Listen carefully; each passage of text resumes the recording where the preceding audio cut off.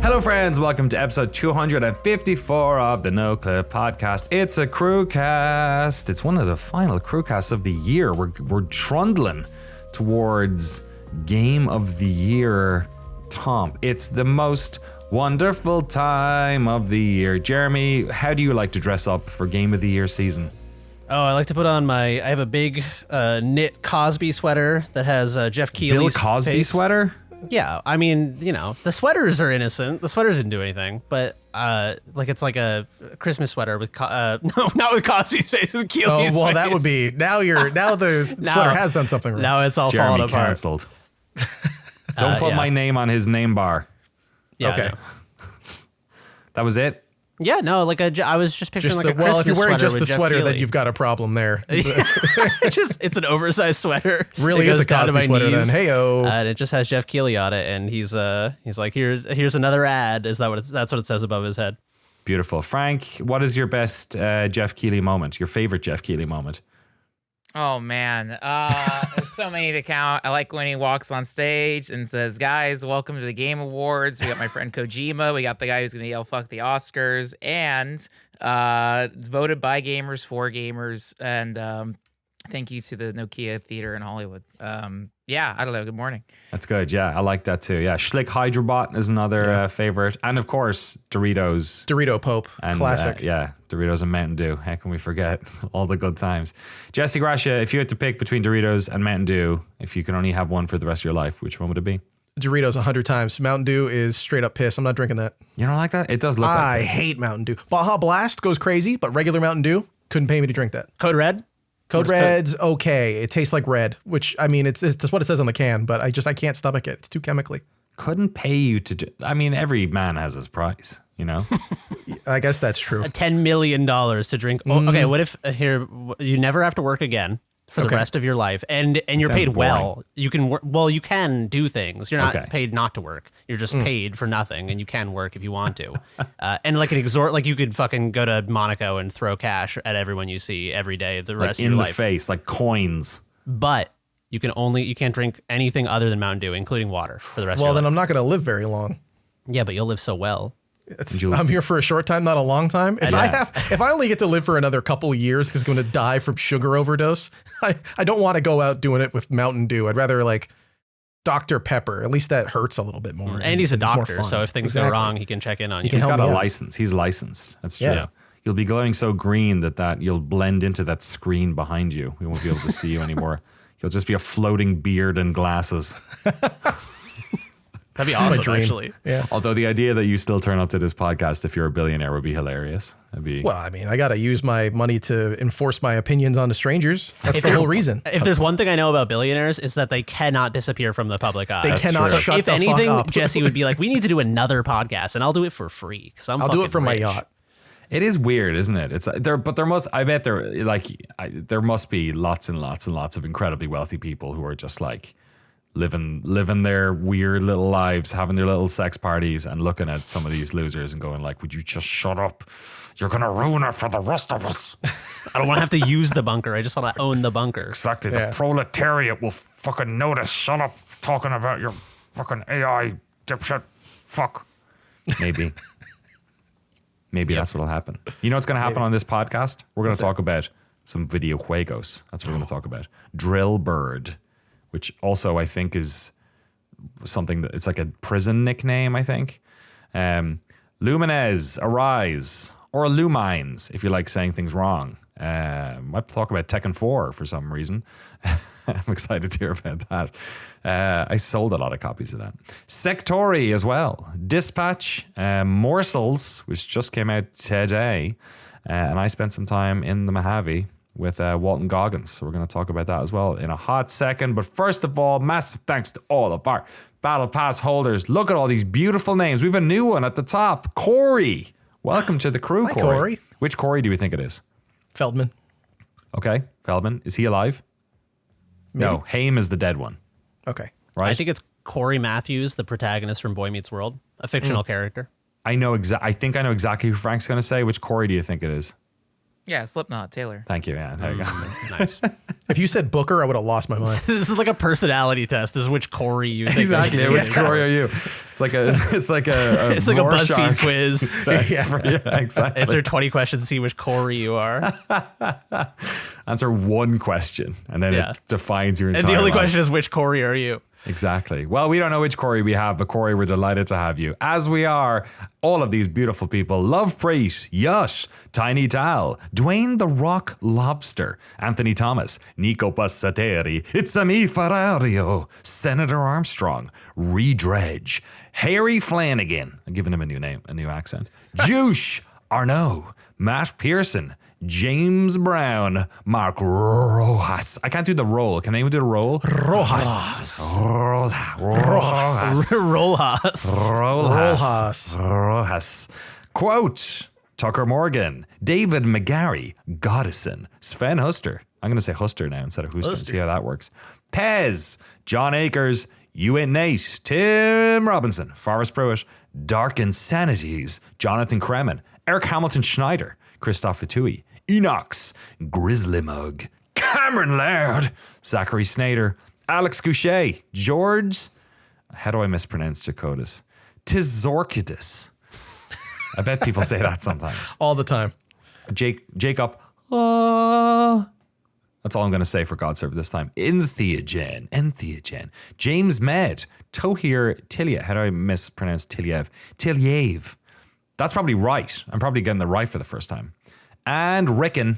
Thank you all so much for your incredible sponsorship. I just never want to go through the numbers with the Battle Pass holders. You know what I mean? You could just say, fucking Tim Robinson, Forrest Pruitt. They give us such an incredible amount of support every month. I want to make sure that we fuck up their names as much as we possibly can. So that's my gift to you. You beautiful, beautiful people. Let's talk about some games. But first of all, I didn't play any games this week, lads, basically, because I spent most of it. Well, I did. I played a lot of Arc Raiders. I'm level 38. I'm doing all the dailies. They opened up the new map. I'm in there. I'm killing Stella Montes is great. Have you like spawned into another player right away yet? Oh, have you spawned into Dude, like the same three separate room? times we have spawned right in front of each other. Every time we've been like, whoa, chill. That's so funny. But it's crazy how often it's happened. Like immediately. Yeah, let's talk. Should we talk a little bit about it then? Have you played a little bit of Stella Montes? Yeah. It's a weird map. So this was their first like community map thing, I guess. We all had to chuck in a bunch of scrap to unlock a tunnel. They did it. Didn't work out. They started it on the first day. People were done in like 2 hours, and they were like, we'll just extend it so people who have jobs can like be a part of this later on. Is that? Yeah, I was wondering because I would like go back to the menu and it would have jumped 8% at like 20 minutes, and I was like, geez, all right. Very different type of map. It's basically one big like internal facility, I guess. It has multiple floors on it. I was kind of shocked by how big it looks. Really small when you go in first, and then you realize there's like multiple floors to it, and it like keeps going. Very different, very like close quarters. They added in one new enemy to that, the Shredder. That's only on Stella Montes, the Shredder, which is very cool. It feels like something out of like Terminator. It's like a floating can enemy that just like blasts shrapnel at you when it gets close. I do not like fighting that thing. No, it's super gruesome. aggressive. If it gets close to you, is that what it is? A shrapnel. That makes sense why it's called a Shredder. It looks like a little evil R2D2, and the way it's the only like enemy I found that is basically like primed for shotgun attacks, because totally perfect for the map because it's all indoors. So exactly. So I've been using the shotgun for basically the first time really in it now, because it also knocks them back because they float. So if you hit it with that's the problem, is they sort of just walk towards you really slowly and menacingly, and they make weird noises. I think mostly to let you know that there's one around, which is pretty cool. They also added another, is it the Matriarch, I think it's called? Matriarch, and then there's one more that they added, but I've only seen the Matriarch. Yeah, very big, like crab style enemy with a big laser horn coming off the front of it. Very challenging. I would not even bother fighting. If you had a hard time with the Queen, forget about it. You're not fighting the Matriarch. I got the achievement for shooting something that was whatever 2,000 yards away or whatever. I was at one of the exits on the dam, and the matriarch is so big that she was like climbing the spaceport's middle tower. Sorry, it was spaceport. And I was there with two other guys, and I was like, yo, do any of you guys have like rifles? Take a shot at her from here, because you'll pop that achievement. It's just a Steam achievement. There's no other thing for it. And I did it, and it popped up, and I was like, great, do it. And we both, all three of us did it, and she fucking turned around. Oh, so no one had obviously hit her in a while. And she was so far away that, like, you know, we're getting that like heat, you know, heat, like she looks like the line, there's atmosphere, but she's like semi-transparent or whatever, because the atmosphere between us, right? But then she starts, is she coming towards us? Like, we couldn't even tell. And the elevator got caught, and then she like did the laser at us from miles away, and I was like, oh Jesus, you really can't go near that thing. But it is funny how everything in that game is a crab, a drone, or a ball. Yeah. I should read it on the lore of like why all the Ark look the way that they do, but then I'd have to listen to the voices, so I don't really want to do that. But it's, you know, it is very, I like the way the Ark look, the way they sound. I love their designs, and like they all have a personality to them, which is so strange. The Wasp, like even now I'm noticing little things like when I fight the Rocketeer, just the way it maneuvers and like follows you around, and the way it targets enemies is so funny. You can use it against your opponents. Yeah. Like I've been using a lot more of the deployables as well, of like throwing the tag thing that like plays sounds to trick people, or to trick the Ark to focus on enemies, which is great. Or like, have you used the recorder yet at all?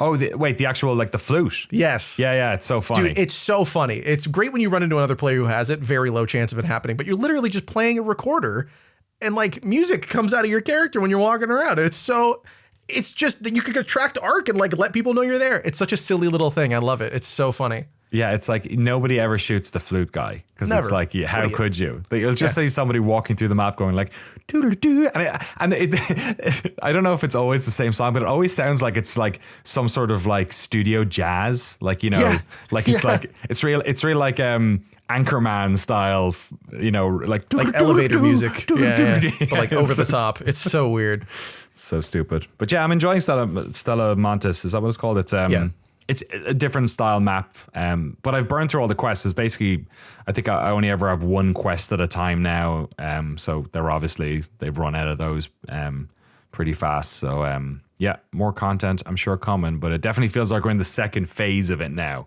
where I've eaten up so much of the game. I'm doing my expedition. Are you doing yours at all? I'm building it up. I'm on the 3rd tier now. I haven't gone past that though. I'm on the 5th at the moment. Are you going to do it? Are you going to do the respec? I don't know. So this is basically how they're dealing with seasonal resets. So in these games, you know, Tarkov and others, you know, a lot of these games, everyone will basically have so much gear after a few months that they reset the servers, right? And they go, okay, we're all going back to 0. And I guess they're attempting to see if they can get away with not doing that.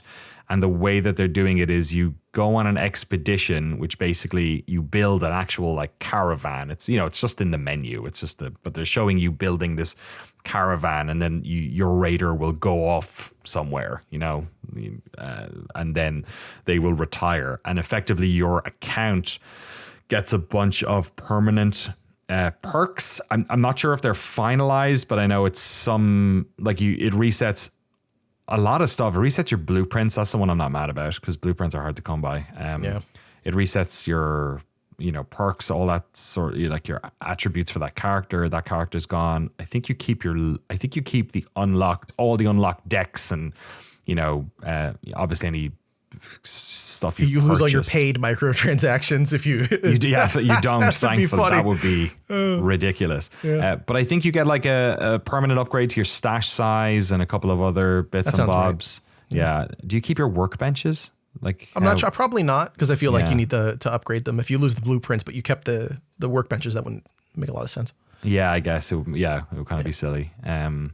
Yeah, so that's how they're trying to deal with that particular thing. So whether or not people will or not, I don't know though, because I think the matches are gear matched. So in a way, I that's what people seem to be thinking on the Reddit, is that if you go in with a bunch of stuff, then you're paired more, with people of the same gear. The funniest one, the community is incredible. I read a post from a guy and his brother who basically one played only on PC. Oh, one I saw played. this, yeah. Did you see this? Yeah. One played only on PS5, and they both had. Did they do crossplay on and crossplay off? Yeah, and they were trying to see who they ran into and everything, right? The different matches. And yeah, do you remember what what was There were a lot of numbers on that screen. The pictures, man. I don't remember anything of what it was in particular. the sort of end? And maybe Frank will have something to say about that. The end. I guess, what they figured out from all this thing was that the PC players, if you play with them, cross play off, so you're only playing against PC players, there was like a majorly significant drop in the amount of people who like jump on you or kill you, but if you're playing on PS5, there was a way higher chance that people would either camp the exit, backstab you. Like they broke down all their matches by like, oh, we paired up, or they said go away, or we chatted, or they said they'd pair up and then killed me at the end, or they, and the PS5 people were like way worse than the PC people, which kind of makes sense. I feel like, PS5 gamers are all scrubs, so I get it. They don't want to. I understand. Any comment on that, Frank, as the sort of resident console king here? Well, the biggest thing, and I experienced this with like Call of Duty over the weekend, is like with PS5, like everyone has their microphones on the controllers, and so the default is everyone just mutes. People are sitting; they do not want to talk to other people, but you will like inadvertently hear like cell phones going off and babies and stuff like that in the background. But I think like by default, people on consoles, they're already in their parties, so they don't want to are on Discord, right. So they don't want to do open communication. But like back in the day, like on Xbox Live, like Xbox 360. Everyone was very I don't know. Everyone is very communicative, but then like, yeah, over time, like you would stop getting microphones with your consoles. I mean, you didn't even back in the day, but like, yeah, people just don't communicate in console lobbies. I wonder if it's also like a sort of like the medium or like the console like dictates sort of like the behavior in the way that like we've talked about server browsers before as a thing that like dictates a totally different style of play. People in old Counter-Strike maps doing like knife rounds and stuff, and it's like even if you're throwing the match, it's like who fucking cares, because it's more just about having like a fun story, a fun experience kind of thing. I feel like people playing PC games maybe have more like frequent encounters or more sort of like psychological investment in having weird sort of like lateral experiences, whereas I feel like consoles are sort of more like, for example, like when we talked about Battlefield 6 and there's the playlist, like you boot up the fucking Battlefield 6 Hulu menu and it's like, do you want to watch The Office season 1 or do you want to play Conquest? I feel like that engenders a sort of like, all right, let me get into the game. I'm going to have this fucking game experience. It's going to be like this thing where I run in and shoot people and then I'm on to the next thing. I feel like that for me, as someone who has played a bunch of, like old Call of Duty games on console and like old shooters on console, that is always what it felt more like to me. Whereas PC, like even in the same genre, even in FPS, it felt more about sort of like, having weird conversations with a dude from Sweden while we're like hiding in a trench together. I wonder if just the process of also like to that point, the process of sitting down in front, like at a desk, yeah, as opposed to in the living room. Also, that's more of a shared space. So talking, especially with the conversations I'm having with these people, like I wonder, like sometimes you're playing a multiplayer game, maybe I'm not as self-conscious, but like Arc Raiders is so weird. Like I find myself role playing a lot. Oh yeah. Like, so I don't know if I was in the living room, whether or not my wife's like in the next room over and I'm like, hey Raider, That's a really good point. It's also like PCs are like more in sort of like private areas, less in sort of like the public commons of the house. But the other thing is that when you said that, it made me realize that if I was podcasting in front of my TV, it'd be fucking weird, because you guys would be like, you'd be like far away and I'd be like talking to a microphone. Like it's so much more intimate. Like you guys are fucking like a foot in front of my face and the microphone is like an inch in front of my face. Where, you know what I mean? Like, yeah, no, okay, now you're getting too close. Back it up. I gotta go to the living room. I'll be right back. I'm even closer now, baby. You'd be like 10 feet tall if you were in my living room. In the words of WCW PlayStation games, I am in your house. Yeah, there you go. But yeah, no, I just think being like, like it's a little, I'm like cuddled up against my fucking monitor. I can whisper to some strangers, sweet nothings in their ears. Good stuff. All right, I was going to talk about something else, but I'll come back around to that because otherwise it'll just be Danny Hour over here. Jesse, let's jump into a couple of yours here. Sektori, I played a bit of this too, kind of bullet helly, Geometry Wars-esque PC game. Tell us about it. How are you finding it? This is, look, I had a problem growing up with Geometry Wars Retro Evolved, the original version on Xbox 360. There was a free demo. I think I played that for like 100 hours. I never bought the game. Good old days. And then they made a sequel and I was like, great, I'll buy this one. I have money now. That game was a problem for me. I love twin stick shooters. I love playing. I have always enjoyed playing them. I mean, I made a game with zombies in it. It was one of those first Xbox Live Arcade purchases that I made. Same thing. Love playing those in co-op. But that one had Geometry Wars Galaxy 2 had, what is it? It's like gates or waves or something like that. I think it's called pacifism mode. And basically, that was in the first one too, yeah. Yeah. Oh, it was. See, I wouldn't know. I didn't buy it. So in the second one, when I was playing the pacifism mode, it was like you would just fly through those gates and they would cause explosions. You didn't have bullets. And for whatever reason, I was entranced playing that. It was like constantly weaving between these millions of enemies, their bright vector graphics and like the sounds. Everything was the particle effects, it was like so entrancing. And I played probably like 200 hours of that, like just that mode. I'd play it nonstop. Excellent. And I had to put it away. And I've finally found a game that has caused me the same distress and joy, and it is Sektori. Finally, I have the twin stick shooter of my dreams, which is a game I already played, but better. I think this is amazing. So this is, like I said, a twin stick arcade style shooter. It's developed by, I'm going to butcher their name possibly, Kimmo Lahtinen, developer who worked at Housemarque for 13 years. This makes so much more sense right? now. Okay. They had made a game like this, I think like 10 years ago that looked very similar, but like this is on a whole nother level of quality and graphics and animation and everything. So it's structured like an arcade shooter in the twin stick style of like you spawn as a little ship, which you can customize into arena that like starts in a different shape. The arena sort of changes shape over time. You see where it's going to happen actually. Like part of the arena will start blinking red. So you know it's going to pop up. So you need to get out of there, right? If you stay, you take damage. And you have a limited amount of hits you can get. Like you have shields, which you can get more of over time. I'll explain that in a sec. But like basically you're just trying to move around and not hit the enemies while also shooting them with the right stick in whatever direction you want. Maybe you could play this in mouse and keyboard. I don't know why you would. But basically that is the structure of the campaign mode. You're playing it and you get these little drops from the enemies. They're like little gems on the screen. You go pick them up, you get enough. Eventually you get an upgrade for your character. And you can call this a roguelike thing if you want. Arcade games had upgrades in the past. It's a pretty common thing. Exactly, you're right. I think there's elements of these early arcade games and roguelikes on the Venn diagram which sort of cross over, but yeah, totally. It's not necessarily that. Yeah. Yeah, and this is that middle point. The upgrades are interesting. Like you'll get missiles. So now when you're shooting, you spawn a couple of missiles that'll track an enemy, or like you get drones that can maneuver around you and block stuff, or also shoot missiles. So like every run that you have, you can sort of build towards whatever you want. You have a selection of card decks that will pop up in the upgrade menu. But you can change those out as well. I think there's like one full screen and then you unlock a second full set of like 10 more decks that do different things. They have like really crazy ways that they connect together, like the drones with the missiles, and then the missiles can do other stuff. It's simple and like it adds enough to each run to make it feel different while you're playing the campaign.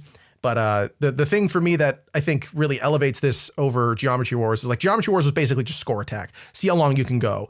This has boss fights, and they're really good boss fights. Like the boss fights, it'll spawn a bunch of different versions of them, and they have different evolutions that you see the further that you get in. Like there's one that's a snake, but like the snake head has a thing you need to shoot inside of it that also shoots a laser, and like it has little ones on the side of its body, which when it rolls around in 3D. Yeah, they're weirdly 3D, even though the game is effectively like, I mean, it's not a flat plane, but the elements within it are almost all sort of 2D looking or spritey. Well, not spritey, but like very vectory graphicsy. Yes, it has that like flat 3D look. And then when you get to the bosses, they're lit. They have lots more color and stuff going on. They're very dynamic. Like it's very involved, the movement and look of them. And yeah, just the campaign mode alone is like a really good arcade twin stick shooter campaign. And then there's all the other modes, which are amazing. There's like a classic mode that plays like Geometry Wars, so it's just a score attack thing. There's gates, like I said, like the pacifism mode from Geometry Wars. And then there's another one called Crash, which I love. Ludacris did a great job. No, it's great. You have this ability in Sektori that's called like the Strike, and basically you can crash into enemies. And it does like a big explosion, but also if you crash into a score drop, there's like these orange drops that appear after you get a certain amount of score. It causes a little explosion. If you dash into it instead, it spawns a bunch of missiles and like attack stuff. So when you're playing the crash mode, it's like you're trying to basically line up 4 dashes that go a specific distance and then kill as many enemies as you can and go from there. And like it feels great. It's like it's almost like a puzzle trying to kill everything on the screen without getting hit, because if you get hit, like you're dead in that mode. Basically, you don't really have a lot of options, and you're going directly into the enemies, so it becomes a lot more challenging.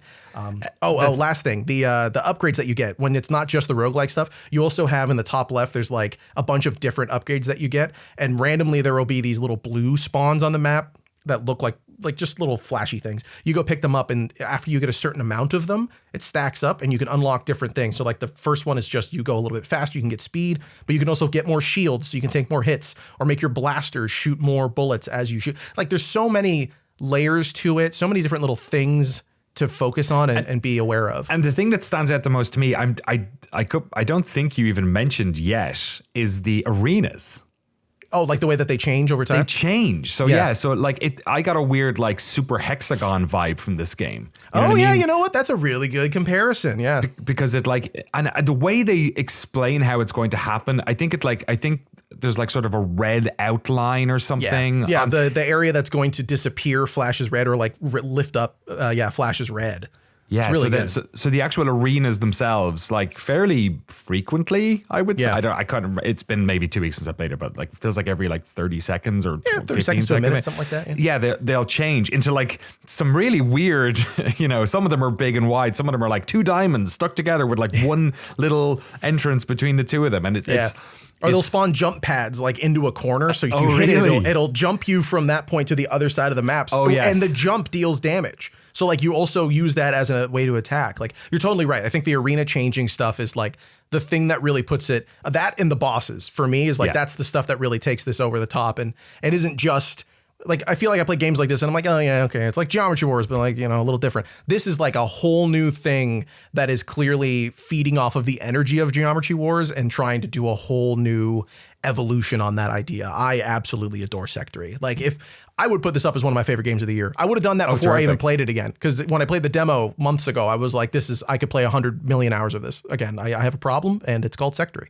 I love it. That's amazing. I think that's a good point in that you can have one of these games and it be quite derivative. Yeah. The fact that you mentioned, is it Kimmo Latinen we think is that's how we're going. Somebody who worked at Housemarque for a dozen years. So Housemarque is basically like as far as I'm concerned, I'm not a huge arcade nut when it comes to this, but they made Stardust back in the early 90s for the Amiga, right? Before they were called Housemarque. I think they were called Terramark or something else.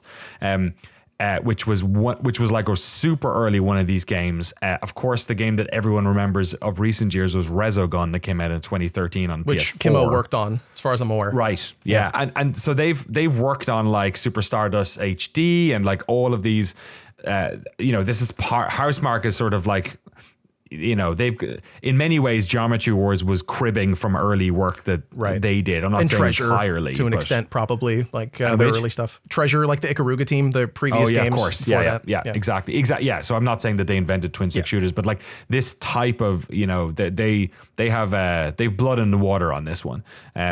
So it's interesting, because Housemarque now have turned into, Returnal and Saros, is it called? The Raoul Coley game that's coming out next year. Right. Yeah. So they've turned into, the people who made Resogun and the Angry Birds games into now making these like third person action games, which still, obviously the whole thing about Returnal is that it kind of, the shooting does evoke some of the stuff they've done before. So that's cool. That actually to me adds a stamp of, authenticity to this game as well, which it didn't necessarily require, but makes me a little bit more excited just knowing the lineage there. So that's really awesome.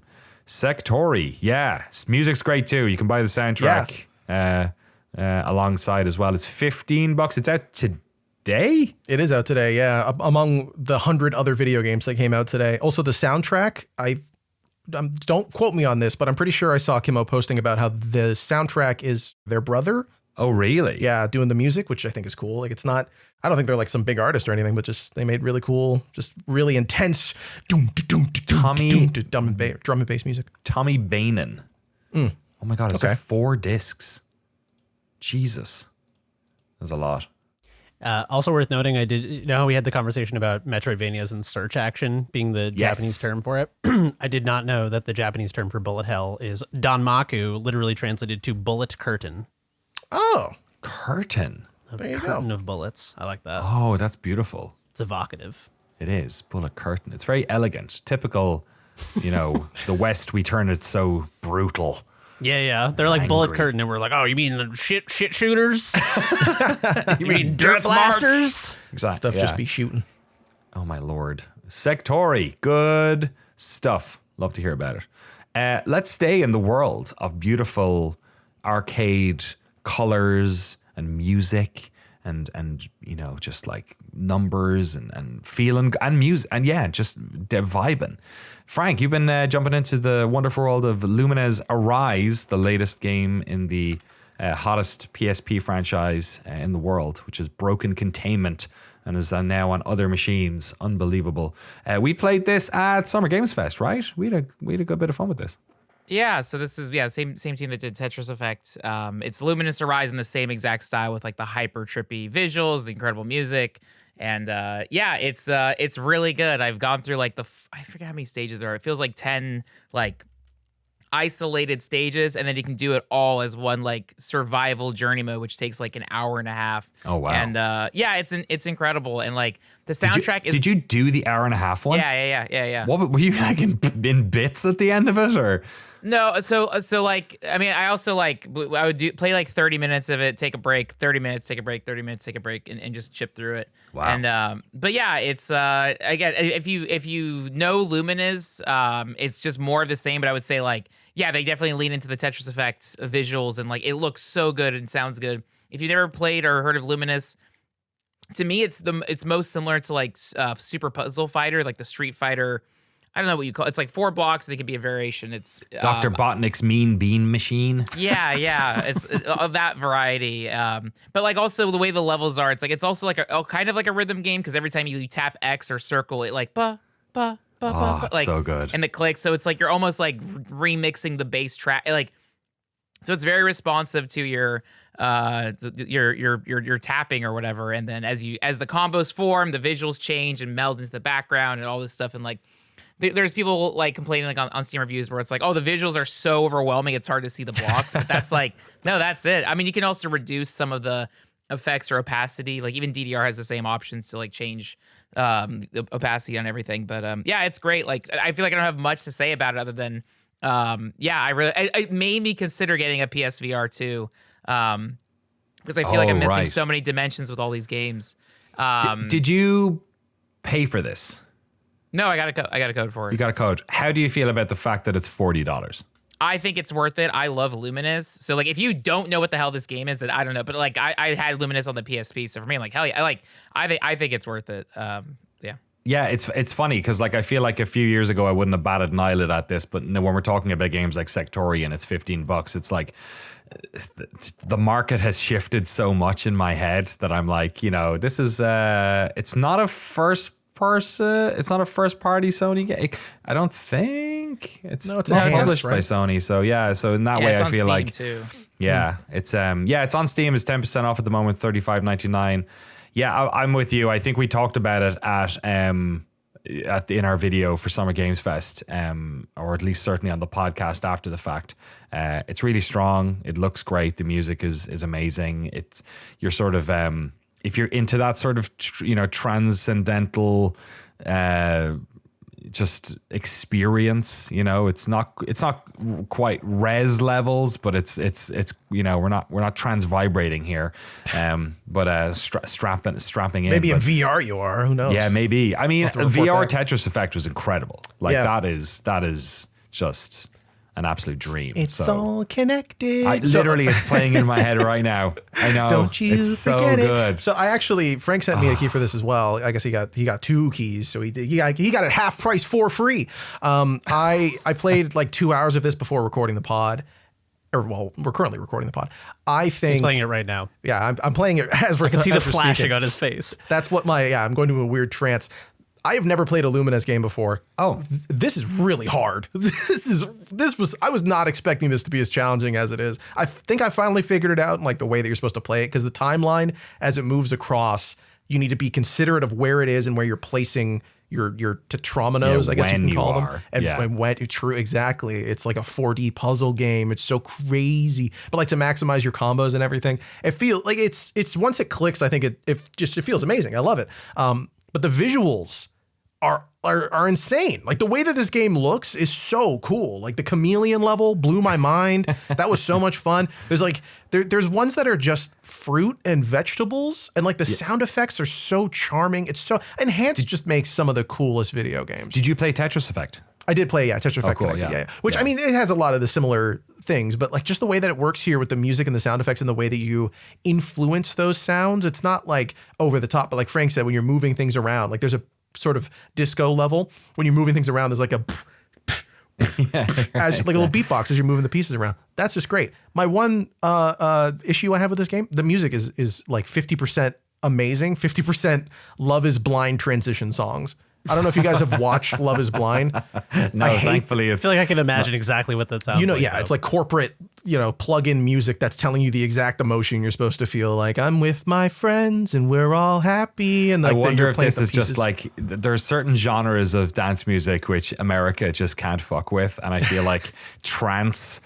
To a certain extent, the American mind cannot comprehend the love of Euro trance. I don't know. It's like a weird thing where it's like people who don't speak English as a first language doing a whole song in English. It's like it never comes out right. That's sort of what it feels like. Like we are here, we're having fun. We are gonna make some songs. Like it. All right. I wonder. It's like if you can go to like 2 different types of clubs in Ibiza, and like one of them will play like really experimental stuff, and then one of them will just play like Euro trance, and that's probably the one more people are at.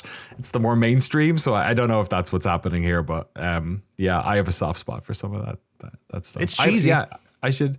Yeah, it doesn't read as cheesy. I think that's the thing. I'm not cheesy bad. I like the cheese, but like it's just so funny. I like Psytrance as an American. I just want to pipe up. I saw right, Simon Cosford a couple times. It was a blast. And I saw Spongel's first live performance with a band in America. Beautiful. I think Jeremy is the most European American I've ever known. I'm sort of an ambassador, a cultural ambassador. I go and check shit out, and I'm like, oh yeah, no, you guys got some good stuff over here. I like trains. I was flicking on YouTube Shorts earlier or last night when I was going to bed, and I got absolutely like railgunned in the head in terms of the algorithm, because it was an Arc Raiders post with Aphex Twin playing over the top. Nice. I was like, oh, they got me. Oh!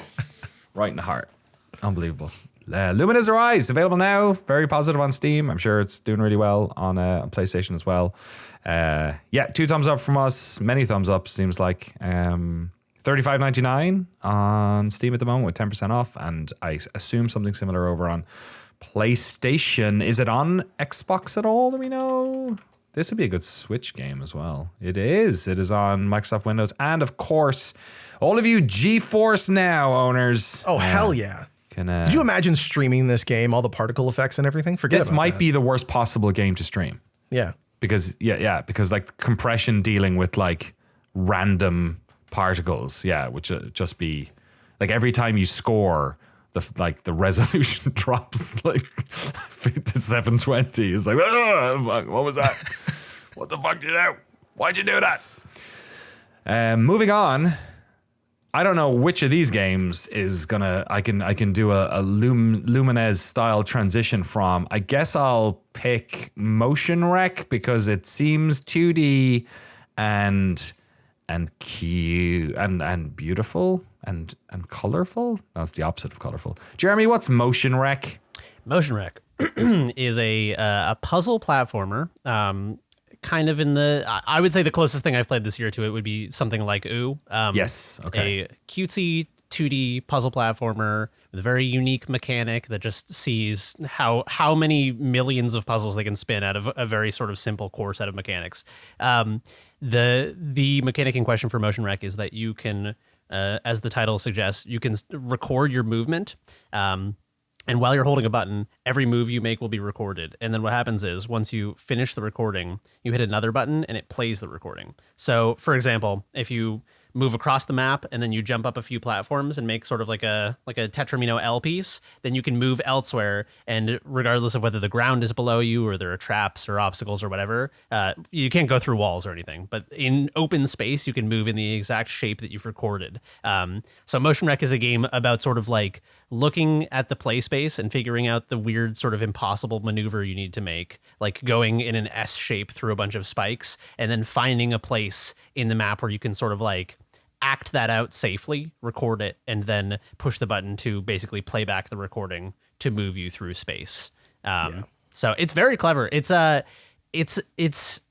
because I feel like playing this and OO so close together, like a few months apart, it made me realize how much of puzzle platformers is just like personal taste. Like there are just some mechanics where you're like, oh yeah, like I can intuit what this level wants me to do, or like I can feel my way into this puzzle.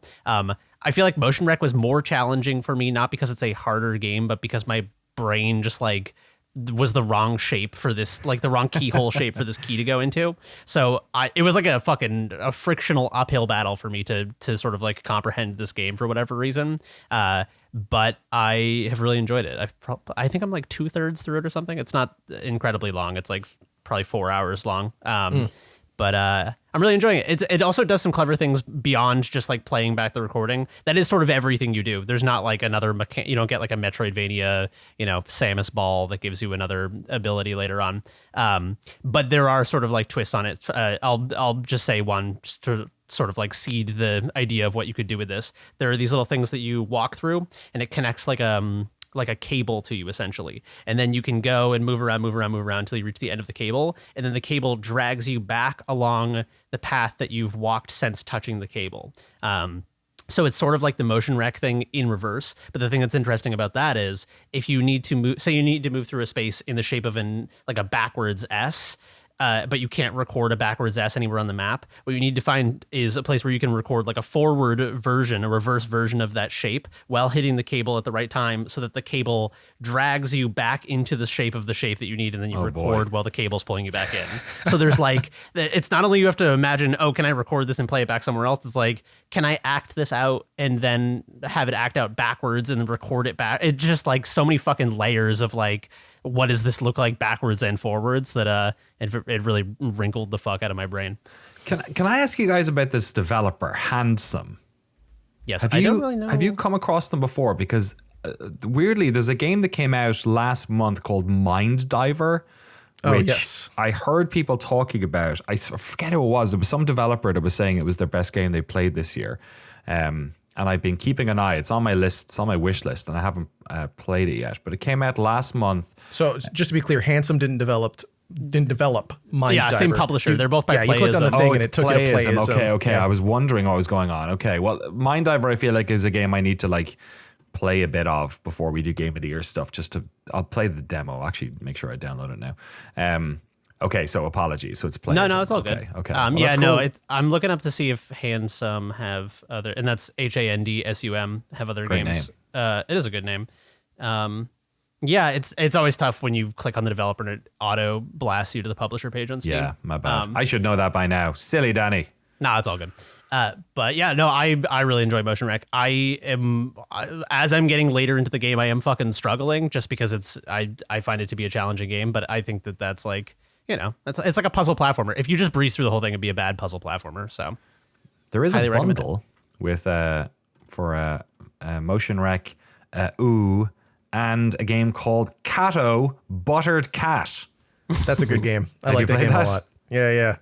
Can you believe it? You're a cat with a buttered piece of toast on your back, and it's a puzzle platformer where you remember that old meme, the old videos of can we generate no? Well, can you generate like infinite energy if you put a cat and put a piece of toast on its back, it's always land on their back, but the toast always lands butter side up. Of course. Yeah. What if you made a puzzle game about that? And it's actually really good. They get a lot of good mileage out of that. I played a demo for it a while ago. I got to finish it though. It was good. MotionRec, by the way, Jeremy. I think that mechanic is so smart because it turns every level into 2 puzzles. It's like you're trying to figure out how to maneuver, but obviously seeing the gaps that you can't fill with the basic platforming.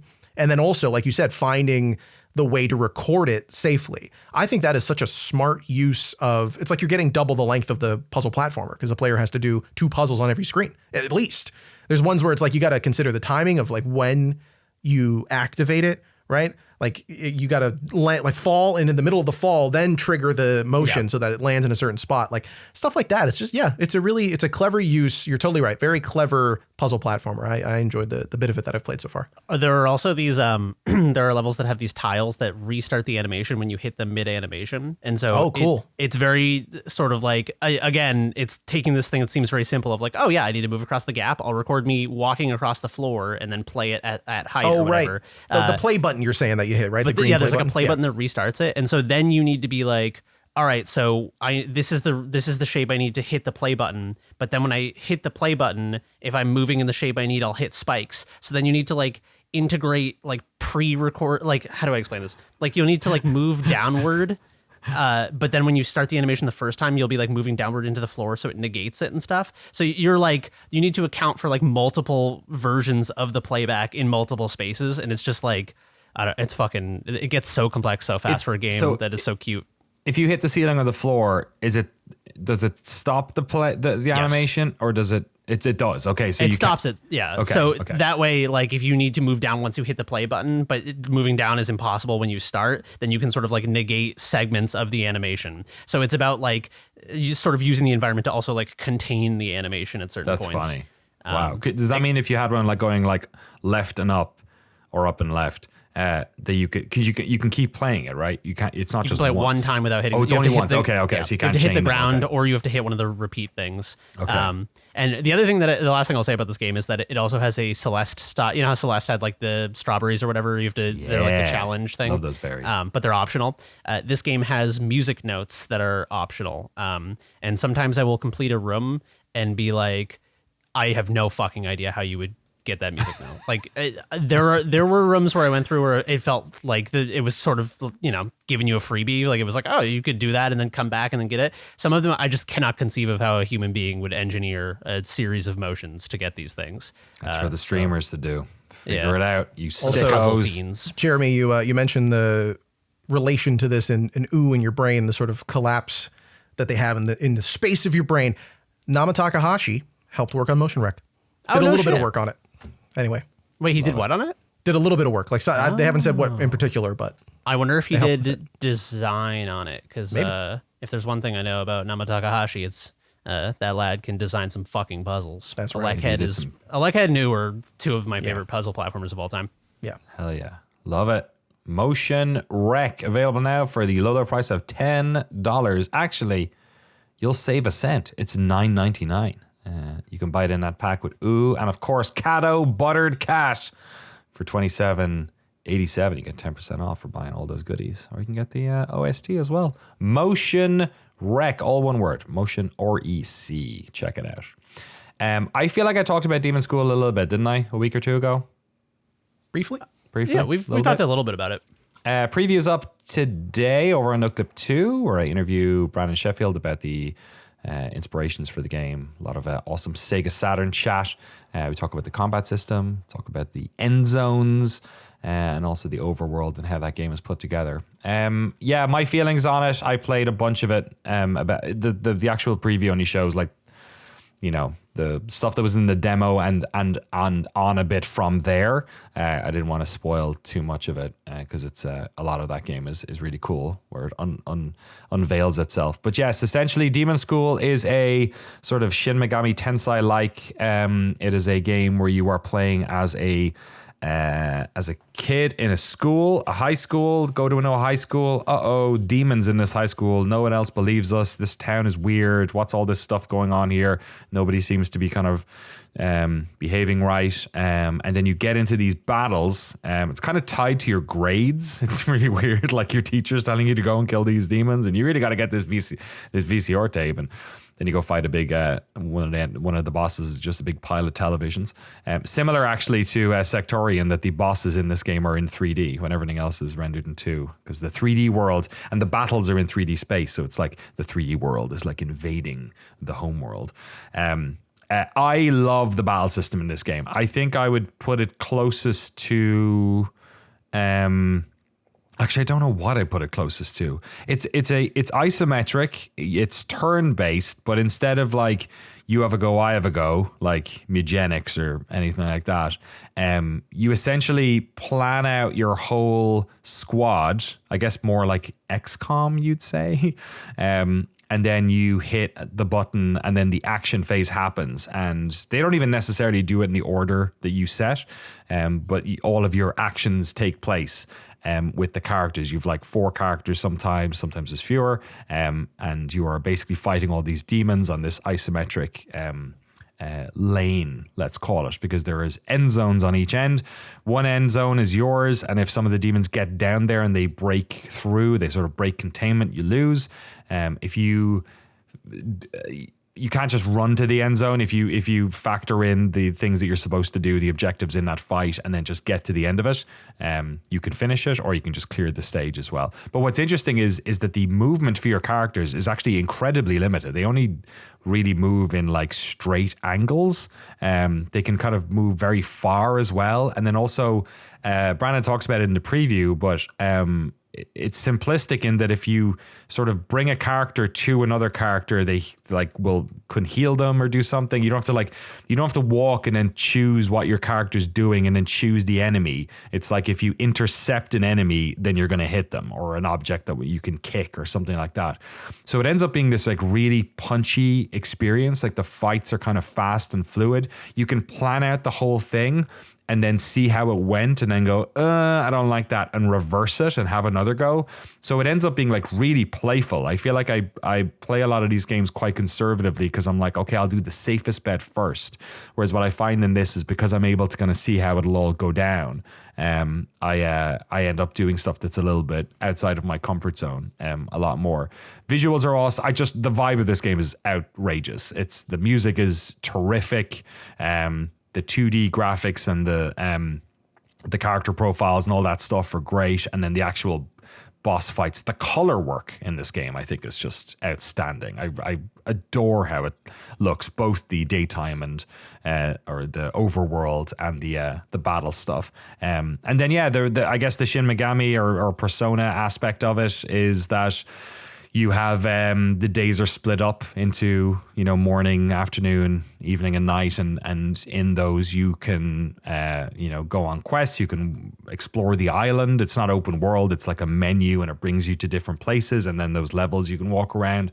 There's a bunch of just random things you can do, like go, you can, hang out with one of your members of your little demon fighting team and do karaoke or go fishing or, toss a coin in the mysterious, fountain that's in the middle of the town square. There's all this like interesting stuff that's going on. It does mystery really well. It's kind of Stranger Things season 1 in that way of like, you're not quite sure. I'm out. I don't care anymore. That's why I said season 1, just to. That was still. It's fine. It's all right. There's like something, or like a Stephen King novel. How is that? Is that That's tickling your fancy a there little bit you more? go. Yeah, we're like, there's something not quite right here. Maybe there's not. The villagers are a bit off, and why don't they notice this? And yeah, it's super cool. I think the writing is fun and snappy. It's not voiced or anything, but teenager dialogue done right is really tricky.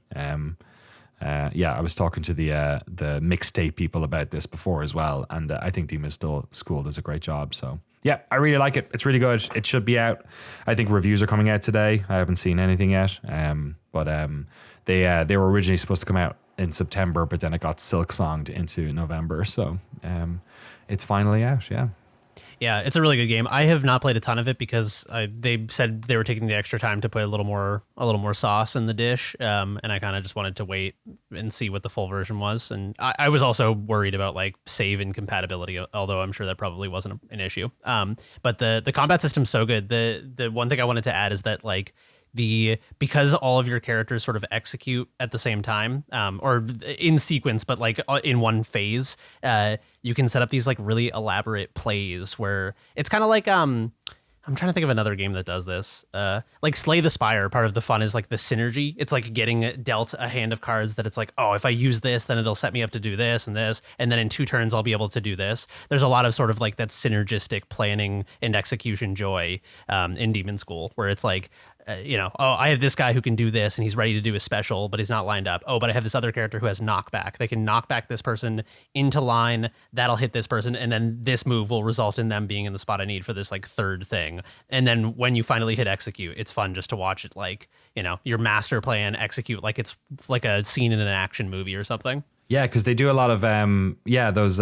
If you get a combo going, like both characters will like sort of like 2D like parallax versions of them will pop up in the screen and go like, and like then you'll see the action play out. Yeah, it's got it's presentation wise it's really cool. My favorite thing is actually how it transitions into the battles, where like the world sort of like almost falls apart like Silent Hill style. It just gets blown into the wind, and then the 3D version of whatever you're left with is kind of emerges. It's super sick. In the background of some of the battle screens too, there's like a bunch of just sort of like random, like beautiful 3D objects sort of like undulating and floating around and stuff. Yeah. It's very sort of like, there's a lot of good, like you said with the 2D, 3D transition stuff, there's a lot of sort of like playing with, not playing with expectation, but like taking the 3D-ness and like leaning into it, and just like taking a bunch of 3D shit and have it floating in the background puts you in sort of like a feeling of this weird liminal space where the battles are happening. It's very cool.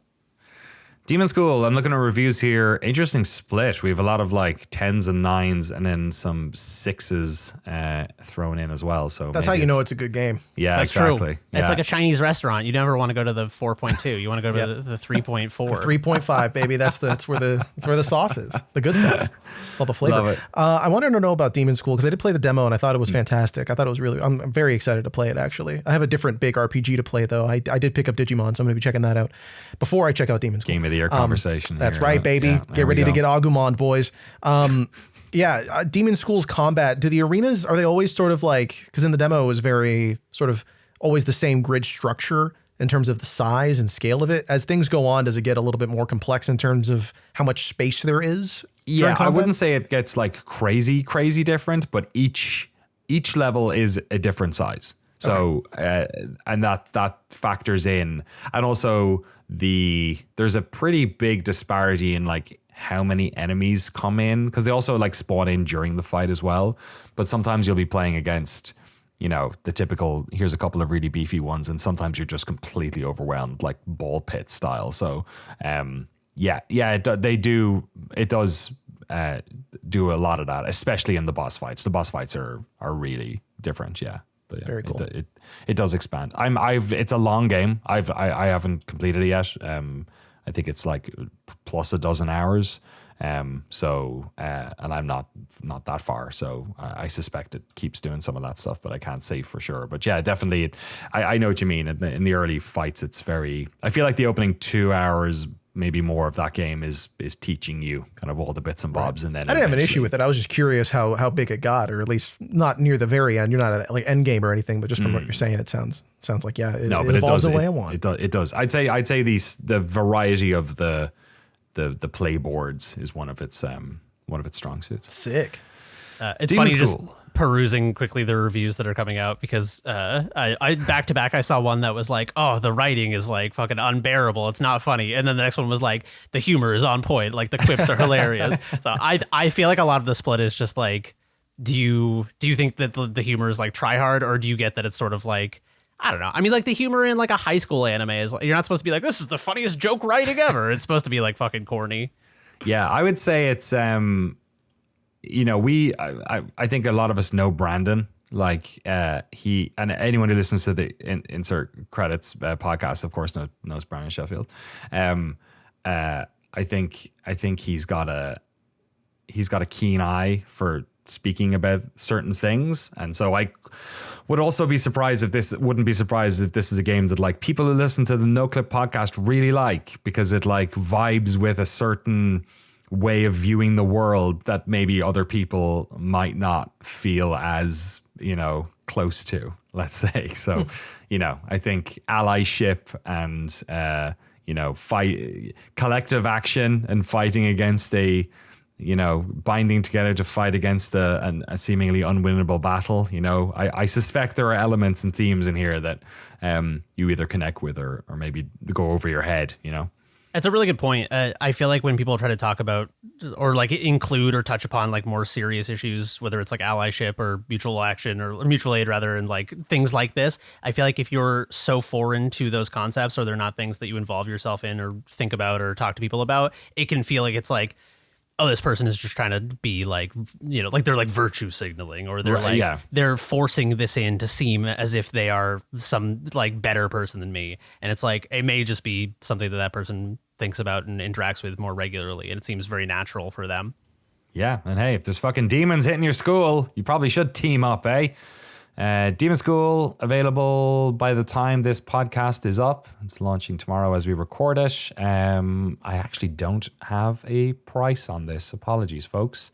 Consult your local video game store to find out more, I guess. Is it just Steam, or is it launching on anything else? I believe this is really bad that I don't have this off the top of my head at the moment. Yeah, no, sorry, of course. It's coming out on everything. That's what he said in the video. Yeah, it's coming out on everything. Switch, PlayStation 5, 4, Xbox One. They don't have Switch 2 yet because they don't have a dev kit unit for it. But you can just play the Switch 1 version on Switch 2. Sorry, You can. it still works. The PC Gamer review says expect to pay $25. Okay. Wow, that's way cheaper than I thought it would be. I thought that would be $40. What did PCG give it?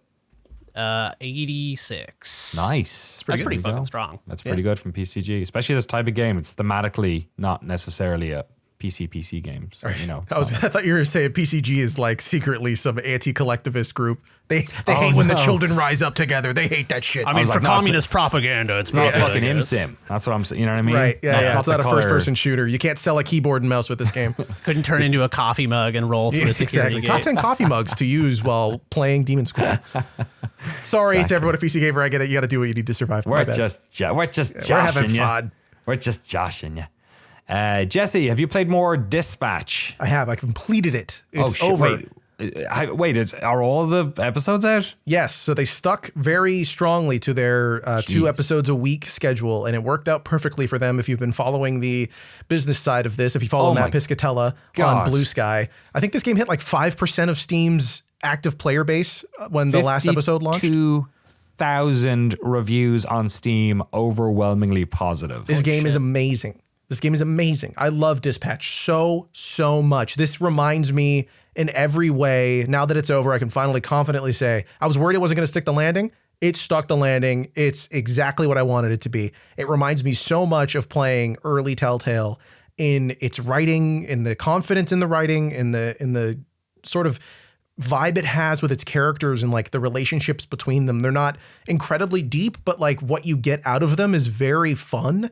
Like the storytelling is phenomenal. I just love it so much. It is not gonna like, it's not high sensitivity. I'm not gonna watch this on Apple TV Plus. This isn't Pluribus or anything, but it is like a fun workplace drama comedy about a group of characters who clearly don't like each other and they have the found family shit going on.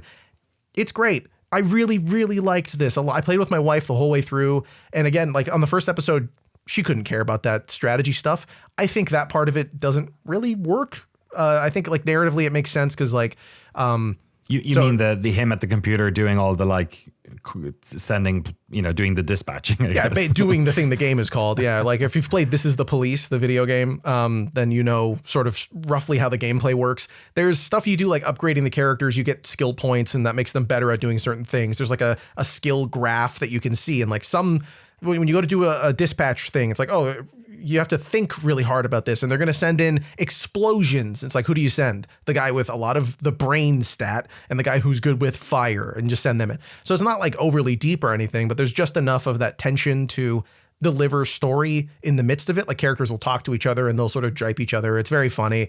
I love the way that this is told. I think doing it every week made it so much. It was like playing the water cooler TV show. It was like finally something where everyone is playing it at a regular pace and we can all sort of speculate and get excited and think about what's going to happen next. My wife and I, when we'd walk the dog after finishing an episode, we'd be like, wait, what happens here? Like at certain points in the story, different things occur. It's like, what choices do you make here that are going to like, it's just so good. There's so many things that I loved about this game in the way that it's presented. The storytelling, the look of it, it's great. And it also has the cutest dog ever, other than my dog, called Beef. And he is just there all the time, and I love him so much.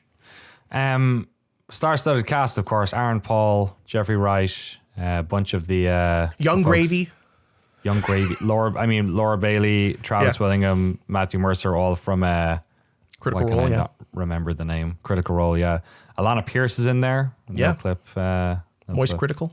Jacksepticeye plays Joel Haver. That was the one. Joel is in it. Nice. I'm on board. Who does he play? The Bat guy or something? He plays the Irish short guy. What the fuck? Wait, Jacksepticeye doesn't play the Irish short guy? No, he does. Oh, no, sorry. Joel Haver. That's Moist Critical's name? I don't know who he is in it. Oh, Moist Critical plays, I keep calling him Screech. That's not his name. Sonar, the Bat. Okay. Who's Moist Critical? That's someone else. Moist Critical is a streamer, content creator. Yeah, Jacksepticeye plays the little Irish fighting guy. Okay, that's good. Yeah. Danny was talking about Joel Haver, who is... Who's Joel Haver? Sorry? Joel Haver plays Waterboy. Oh, yes. Yeah, he's good. He's funny. I like him as well. Joel Haver's the dude who did... has done a bunch of great YouTube videos, especially back in the day. He did like the... it's not rotoscope. It's like AI-assisted rotoscoping where you sort of like draw an MS Paint picture over footage and it interpolates the frame. So it's this sort of like janky rotoscoping. Oh, this guy. Okay, all right. Yeah. I've seen the Donkey Kong one. I love those videos. Yeah, one of my favorite Joel Haver videos. If you've not seen Joel Haver, a great introduction is the one where is it Lanky Kong listens to the DK rap? Yeah, and he's like, "What the fuck is this?" Because it's just they're just like shitting on him and his abilities. That's a great one. He has no style. What the fuck? Hey, he's like, "What the fuck is this?" He's like really excited. I've not seen that one. I gotta check that one out. So that was funny. I've watched all like the Oblivion ones and stuff. You know, they're they're so funny. God, I always say Haver, Joel Haver. It makes a lot more sense. It might be Haver. I don't know. I forget. They got really good performances out of these YouTubers. I feel like when a lot of games, they'll do let's get a popular YouTuber or like a popular social media person to voice a character, and it's not great. They did, like, everyone here is doing a really good job. Again, Young Gravy, the rapper Young Gravy, plays Gollum, and he's really good. He's like genuinely, he does like the Vin Diesel thing for Groot. No, sorry. I did say Gollum. I meant Golem, I guess. Where it's like they really tone his voice all the way down, but it's a good performance. Like everyone is doing a great job. Alana Pierce does a great job as Malevola, the like big red sword lady. Oh, that's who she is? Nice. Yeah, it's great. Everyone does a great job. I cannot say nicer things about how much I liked this. And they've been talking about making a second season of it. Oh, God, yeah. I hope they do. They must, for how much money it made. Like, they had a 3-year projection of what they needed. They beat it in like 3 weeks. So this is... I was talking to, I think, the guy who runs the studio. We were filming in San Francisco 2 weeks ago, and his partner was involved in the thing we were filming, and he came up to me and said he was a Noclip fan, and he told me what he did, and I was like, holy shit, congratulations, like this is fucking insane. And he was completely bamboozled by the whole thing. Ad Hoc, right, is the name of the studio, I think. So yeah, there might be an opportunity for us to tell some stories on that on Noclip next year, maybe. We'll see. That'd be awesome. But it's really credible, and I think super impressive. And you know, hey, like you said, you got all these amazing voice actors managing to YouTubers doing great work. You know, fucking Embark. You could have got that fucking, maybe Eurogamer would have fucking they could have hired me. I would have done it. Hey, I know in the Shill Zone with that four YouTube content creators who are available to. We're right here. If you need any quips, you know, I could. I know some people over there. So. Oh, right. Do you want to tell them? Could we all go? Let's go around the wheel. Let's all go around the wheel and see how we can. Give me a scene though. I need a scene. Yeah, okay. I guess I've probably played the most, so I should go. I don't want to. Weirdly, the only one I actually think works is Lance because he's an android. But yeah, I could just I feel like I could just get in the booth. No. I do think that's the only one where I think the text to speech that they're using actually works and is funny. What about you need a line? Should we find a line? What would I be a feel line? like here, this is what I would do if they gave me the call. I would just be like, I feel like this would be better. I've never played Arc Raiders, so I would just get in the booth and I'd be like, get this guy off me. Like I'm fucking just like say the types of things I imagine characters in a game might say, and I'll just give them a wide range. I'll just do that for 2 hours, and then they can just use whatever, I like it. Yeah, and if they good. buy me a sandwich for it or whatever, it's Why all don't good. you do a Boston? And I know it takes Hey, place I'm fucking pinned down. My father over here. My father and my mother. here. Yeah. something Yeah. like I like that. that. Frank, what do you got?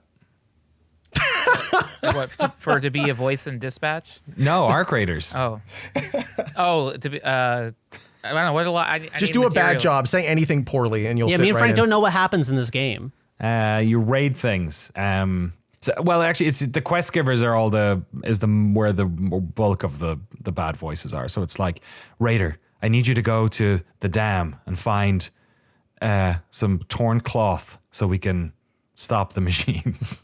Back then, we threw bombs at them. And I the would go real grenades did quippy with it damage. because all these games have like dudes doing obnoxious quips. So I'd Okay. be like, my guy would be like, oh great, more fucking junk in here because you're just going through stuff finding junk, and then they could use that for the player character.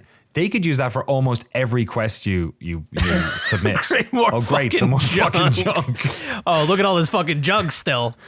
The amount of fucking junk that you find in this game, like They should have called it Junk Raiders, honestly. junk raiders, yeah, junk raiders, and occasionally you find a plastic duck. Yeah. And then you find a little thing that you can't use, but it goes boodle-doodle-doodle, and you're like, wow, I'm really excited. I got that pink item. I don't know what I'm that so does. happy I got this pink item that I am now going to be terrified to use. Yeah.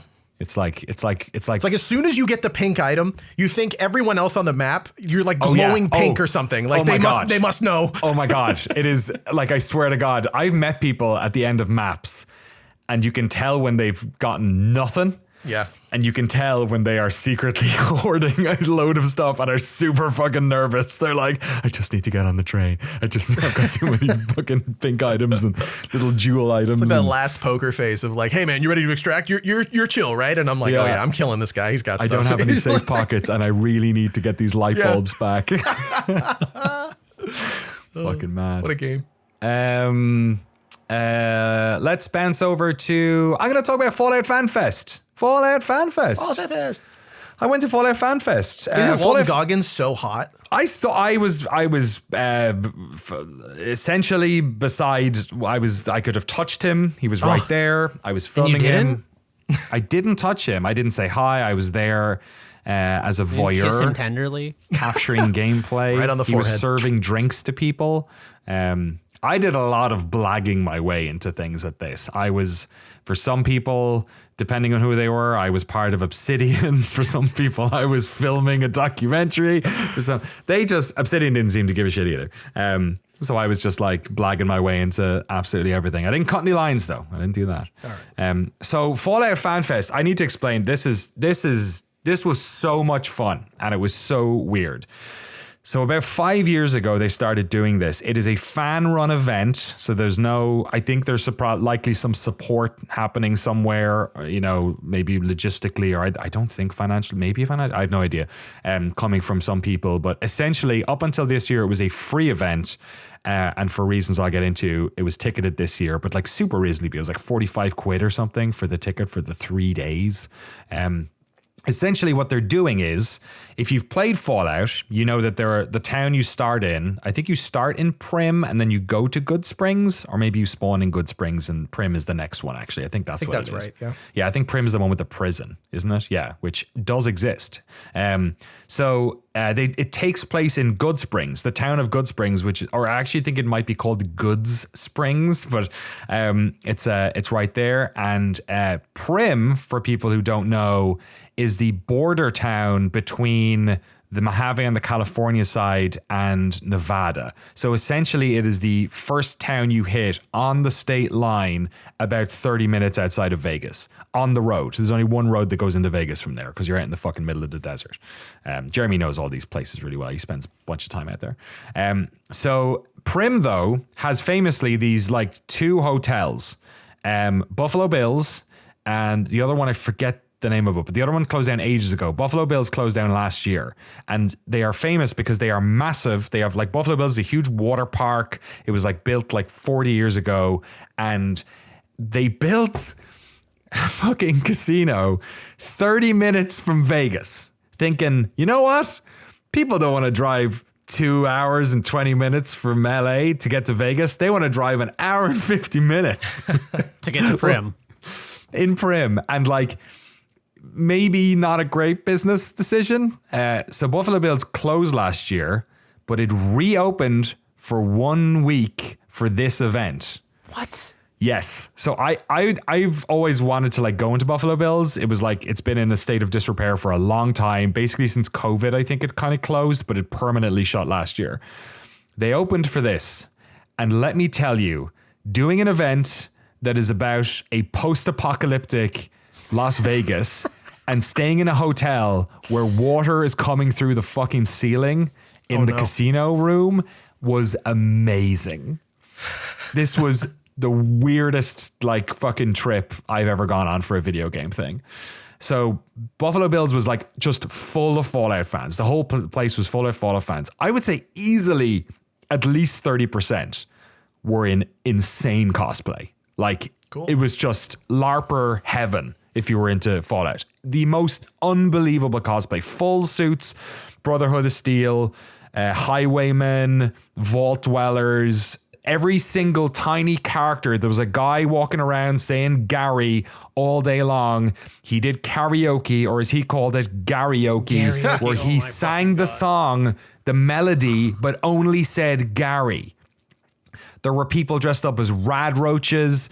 It was just ghouls with like incredible work done. It was like a fucking B-roll wet dream. Everywhere I turned, there was just the most incredible shot, because the whole thing was taking place in Goodsprings as well. So you're just in the fucking Mojave, and that's what it looks like. Apparently this whole thing came together because this guy bought the bar in Goodsprings. He goes by the name Old Man Liver, right? This is a pre him buying the bar thing. This guy is like a character. He is already like deep in desert lore. He wrote a book about whiskey years ago. He's done all these like different things. He's got earrings and he looked cool like a cowboy kind of guy. And he bought this bar in Goodsprings a number of years ago. And then people started turning up in Fallout gear, taking photographs. And he was like, what the fuck is this? Like, I don't know. He knew about like Ghost Town stuff. And I think they've had Zach Baggins out to this bar. Like it's been on a bunch of that you can do ghost tours in there and all this sort of stuff. Cause that's a lot of like Mojave, nonsense. But he was like rubbing his chin. We should do a Fallout event here. And then he basically like turned the bar into this mecca and then set up this event. And for years it was free. People would just come and they'd sell burgers and try and make up the amount for it. But clearly like you need a ticket for something like this. So I think this weekend and they also didn't want people parking in the town anymore. And it's surrounded by BLM land. So people are camping and stuff. So what they did was they paid for shuttles to run people from Prim to Goodsprings all day. Like you never had to wait more than 10 minutes for a big bus to come and pick you up. Which is good because on Saturday, that fucking atmospheric river that hit Frank and SoCal came straight through and the place was completely drenched. Like we were all just hiding under metal. I had my camera trying to stay dry. Obsidian did some talks there. The voice actors did some talks there. I met Mr. New Vegas, who did all the radio bits. He was there. Wayne Newton, right? Wayne Newton. I met Wayne Newton. Yeah. Very cool. He looks like a fucking... He looks like he sounds like that. I mean, he was telling us stories about Dean Martin and like his beautifully Botoxed face was smiling at everyone and doing the work. Every bit of plastic going down his chin. Oh yeah, he looked amazing for however old he is. He's 83. He was funny. He was quippy. It was awesome. So everyone was losing their minds and taking pictures with him. Walton Goggins turned up and some of the other cast members from the TV show on Sunday unannounced and served drinks to people in the bar. It's a tiny bar. It's like 2 rooms. It's like this is all taking place in a tiny little area. There's a vendor village. If you live in the area, or if you like going to video game events, or if you are a huge Fallout fan, I can't recommend this thing long enough. The vibes were impeccable. Everyone was so nice to everyone else. I met loads of Noclip fans out there who were super cool, who were excited to see me because it meant that we were doing, they're like, oh, are you doing something on New Vegas then? And I'm like, well, maybe. It's the 15th anniversary. It's a good time to do something. I met John Gonzalez out there, who's back at Obsidian, which was awesome because I hadn't spoken to him since we filmed in Amsterdam, Jeremy. He was super complimentary about how we've been doing and was excited to talk again sometime. So yeah, it was Mikey Dowling was out there, who we had at our PAX panel as well, and a bunch of other Obsidian folks. Shout out to Austin as well, who's the DP for the bar, actually. He does a bunch of other stuff as well. He saved my ass with a mini XLR cable that I desperately needed. So thank you again, Austin. It was so much fun, really good. Everyone was in such good humor, even when it was raining. The vendor village was just full of beautiful, crafted stuff. And I think it reminds me a bit of QuakeCon as well, and that I know Bethesda's gotten a lot more involved in this, but I think it was cool that they had Obsidian people there, but also none of this was none of these people own this IP. This is a fan-run event.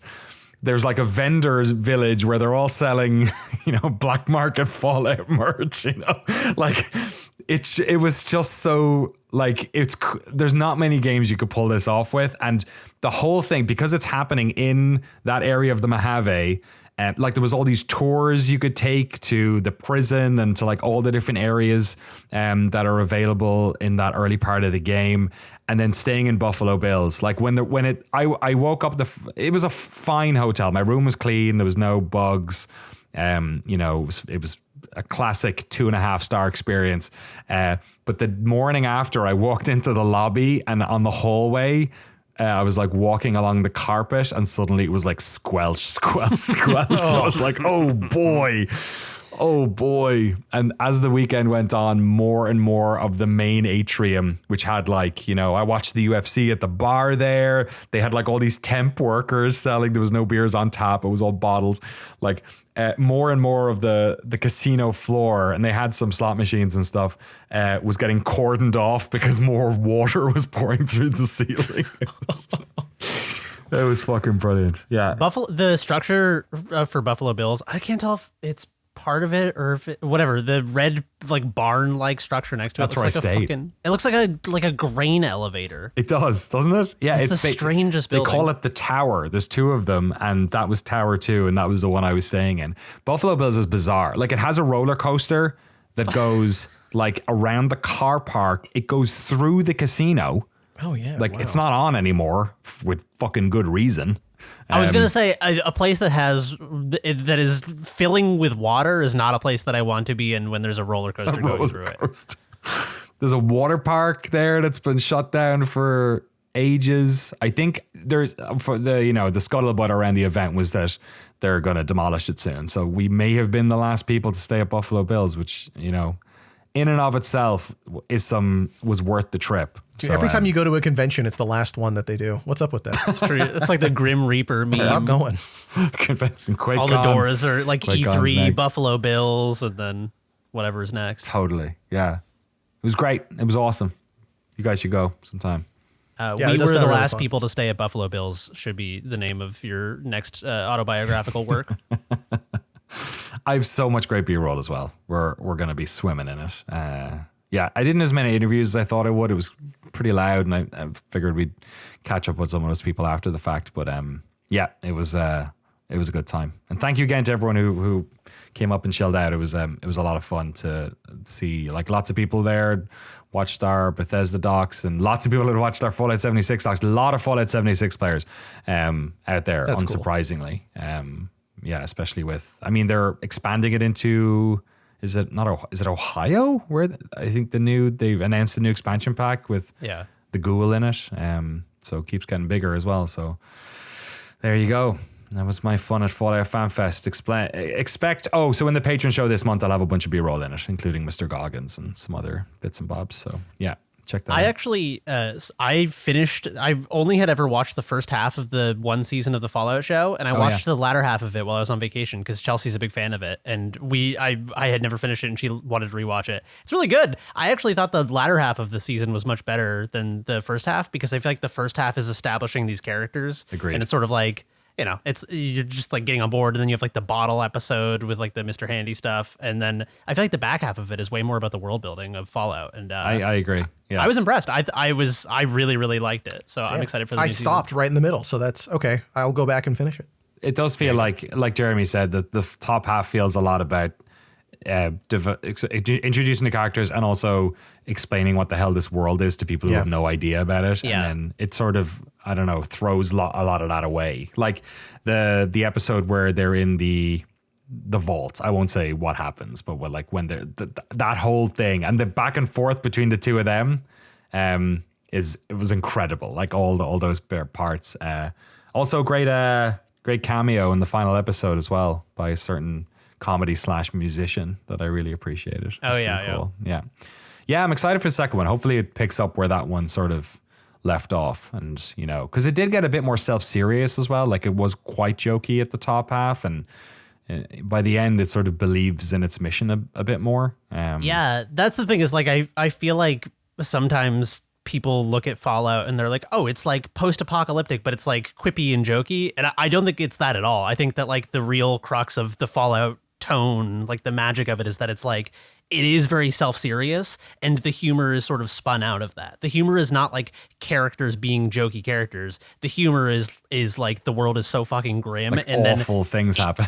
Yeah, it's like black humor. Like in presenting the bleakness of the situation, you can't help but laugh when there's like, cracking open a cold like Nuka-Cola, and it's like there's like the contrast of like weird branding still being incorporated into these things in a world where people are like eating each other is I don't know. It's like absurdist. It's not like quippy. Yeah, I totally agree. And I think it was funny because we have in the first episode of the Disco Elysium doc, which you can watch now if you're a Noclip Early Access patron. Rostov says that like, yes, the first two Fallouts were deeply serious, deeply difficult games, but they were funny because of the what happened, the ridiculousness. But the sort of Western ones have become, I think it's less so with 3 and New Vegas, but definitely with 4 onwards, even more so, and definitely 76. 76 feels like you're playing a Fallout theme park game to many degrees. You kind of are. Those games are a lot more like, it's a fun time. It's, it's like a bit more cheesy and weird. Whereas, 3 even I felt was like, it's a grim ass game. You know what I mean? Like, and funny things happen, but like when you find the Gary vaults, you're not laughing. It's fucking terrifying and weird and like, what? You're kind of like, you're like scared laughing, kind of, Yeah, that's the kind of laughs that I wanted from a Fallout experience. Is like I want to laugh because it's so like bizarre and like uncomfortable and surreal that I'm laughing as like a coping mechanism because I just shot someone and their body exploded and I'm in like a horrible vault. Oh my lord. Fallout FanFest, good stuff. You'll see more of that in a documentary at some stage next year. So keep your eyes peeled for that. Did they announce anything else about next year for that? There's some rumors going around. Maybe not. Okay, we'll see. Jesse, Morsels. I played a bit of this. You played a bit of this. It came out today. Tell me about Morsels.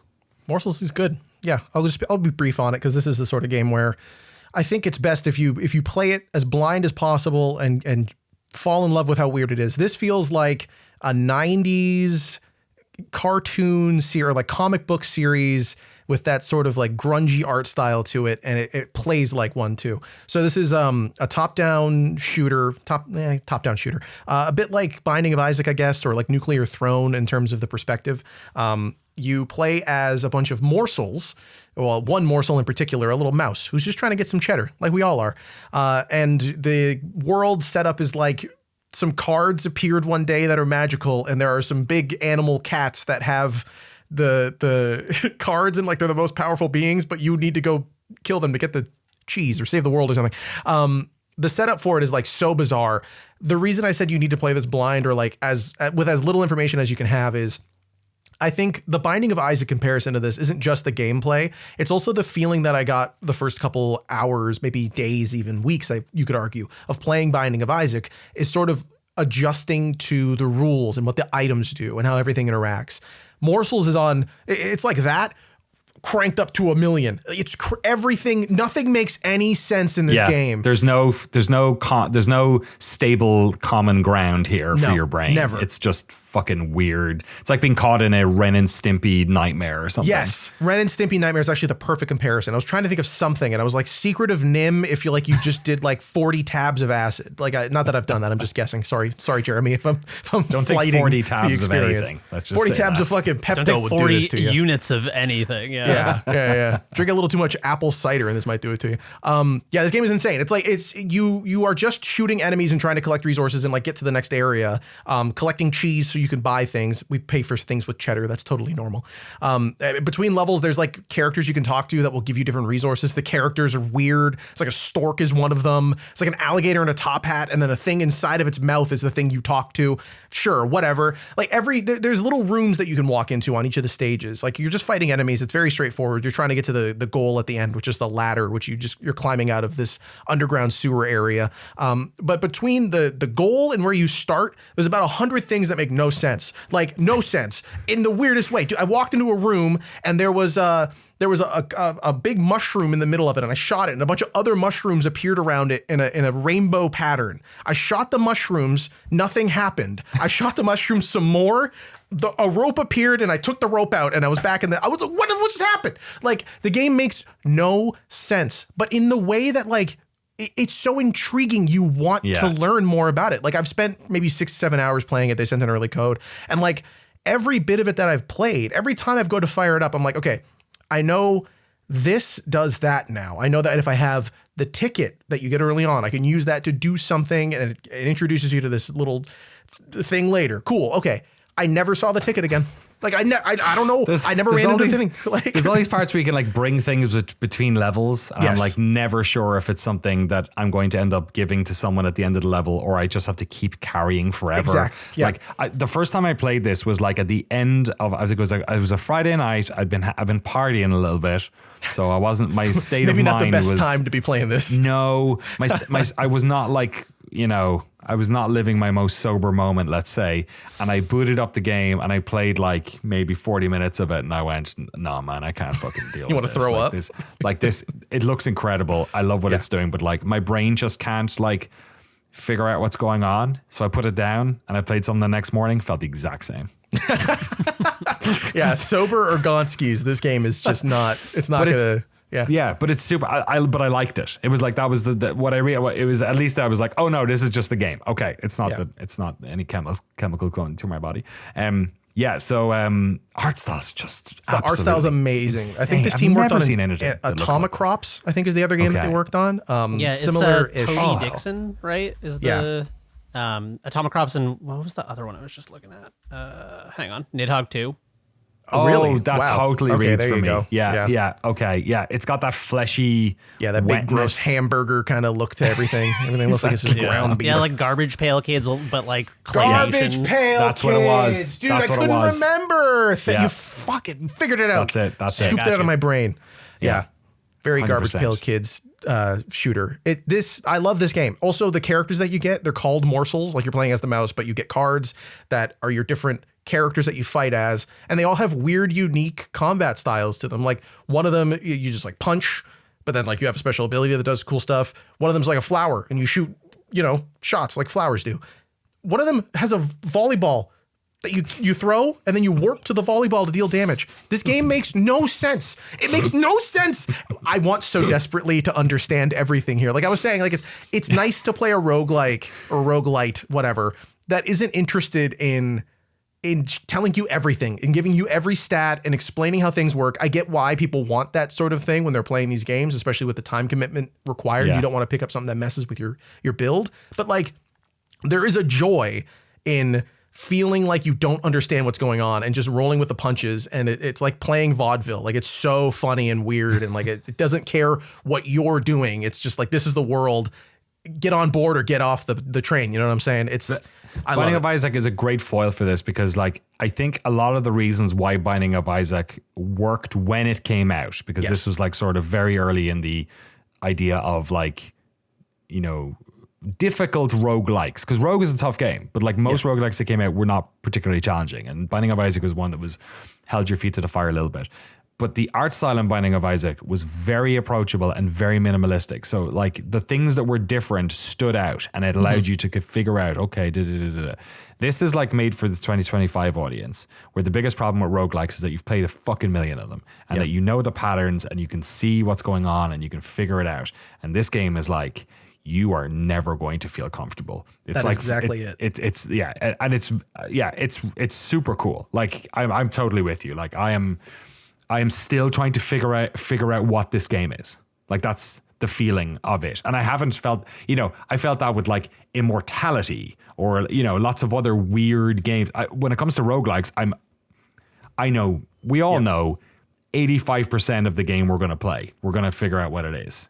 And this is like a top-down, shooter thing, but like that's about where that's the only thing you can hold on to. Yeah. Everything after that is at one point I was playing Frogger. I was like, okay. And then I played Frogger again and it looked better and different. I was like, what's going on? Sometimes they just change what the game is and don't tell you why. And sometimes there's ladders, tall ladders to places. And Morsels. It's a weird game. Cool. I'm glad you liked it because I played a bunch and I was intrigued by it. Yeah. But and I want to play more of it. But I'm excited to hear you've played a chunk more and you're still feeling that vibe, because I was worried I was going to cross the comfort gap and then be okay, I'm playing a roguelike. I get how weird it is. Okay, now I'm just waiting for the thing to pop up. No, I straight up. I thought I told you I figured out how something worked. Haven't seen it since, and I've run into 40 things I still don't understand. It never stops. It's so cool. Fuck. So cool. All right, I'm gonna play some more today. I'm excited about that. That's awesome.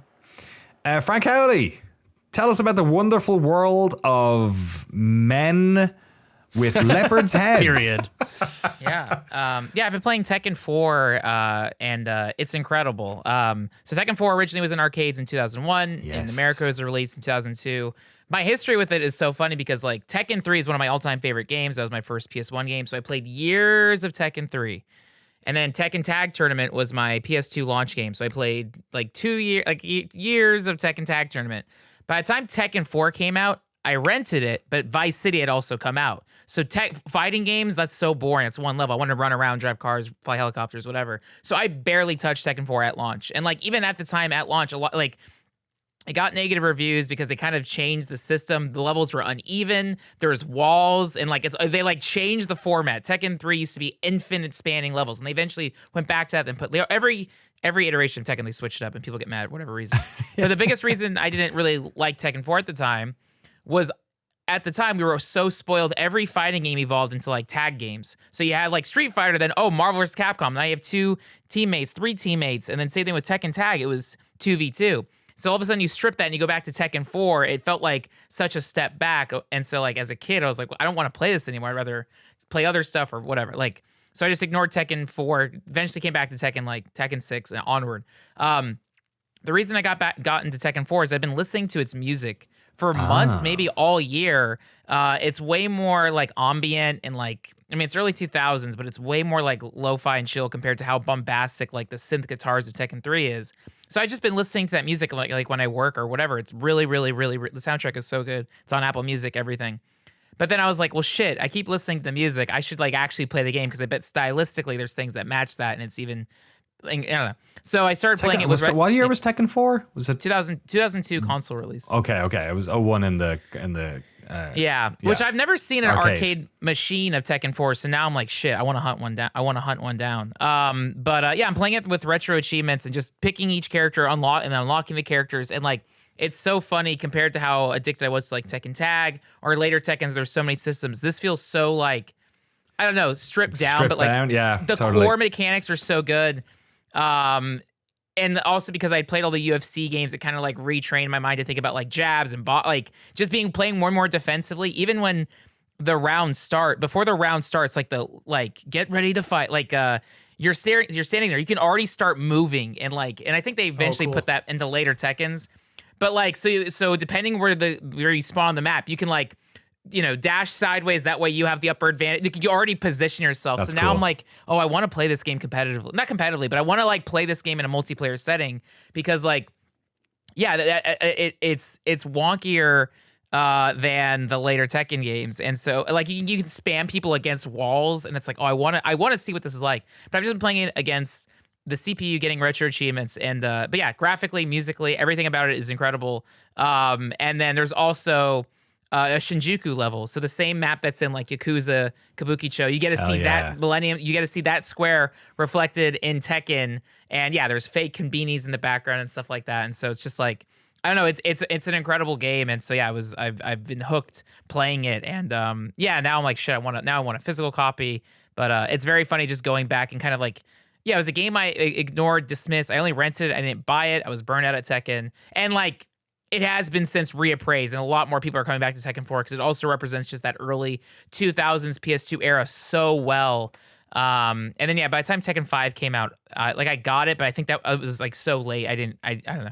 It wasn't, like, significant to me. But maybe there's something there, too. But Tekken 4, specifically the soundtrack, even when you pick a character, it starts, like, with this voiceover, and it's this very, like almost like neo-noir soundtrack, and you have this very dramatic voiceover that's like martial law opened up a Chinese restaurant in New York, blah, blah, blah. But it's like this and like the tone of Tekken is always very, very goofy, but like I listen to that song while like getting ready or cleaning or like at the gym, and it's such a good the actual track. I should pull up what it's called, the voiceover track. It's called Fetus.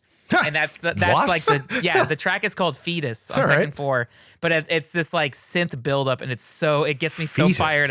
Yeah, wow. So yeah, Tekken 4 it's birthing the game. Yes, like, yeah. Okay. And that's the track they use to set up everyone's backstory. And like during the backstory video, you have these insane like manga illustrations, and so yeah, every element of Tekken 4's style is like remarkable. And again, at the time, it was like, what the hell is this game? This sucks.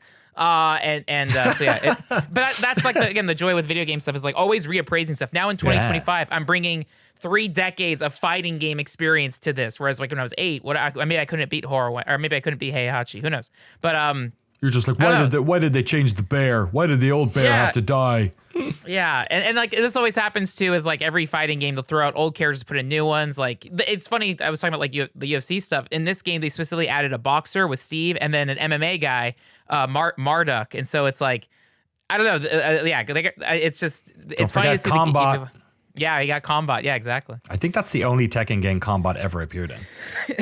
I think Combat was out the minute Combat came in. Because they replaced it with Mokojin was the wood block. Yes. Same thing, but they changed it. But then they did Tekken Tag 2, which I think had like every character's combat might be in that, but I don't know. You know, it's cool that you went back to Tekken 4 and you sort of had that feeling about it, because I think Harada was doing an interview with Justin Wong. I think he was like, "Oh, cool! I love Tekken 4. Like this is I think he went back and said it was like his favorite of the Tekken games, which is cool because like I feel like if you just had the 8th game come out and you're like, yeah, the one from 4, the one from 20 years ago is the best one. No, because I feel like 5 is so plain. Like I remember, like there was nothing remarkable about 5 to me other than the fact that there was Tekken 1, 2, and 3 on the disc because it was like the 10th anniversary something. But like, yeah, I think Tekken 4 is an example of like this creative team being like, all right, let's fucking make our fight. Let's really go out there. And at the time, it was seen as like, oh, whoa, like I don't know, but yeah, now when you play it today, it's like, oh, this is awesome. It's so. God, again, the style of it is so good too. But yeah, I know. Again, the fact that like in the Shinjuku level, there's a telephone. No, that's what's generally so cool. In the Shinjuku level, there's like telephone booths, so you can like maneuver. So you guys are in between telephone booths, so you can like hide. Oh, that's like, awesome! Like you're trying to beat up your little brother, like yeah.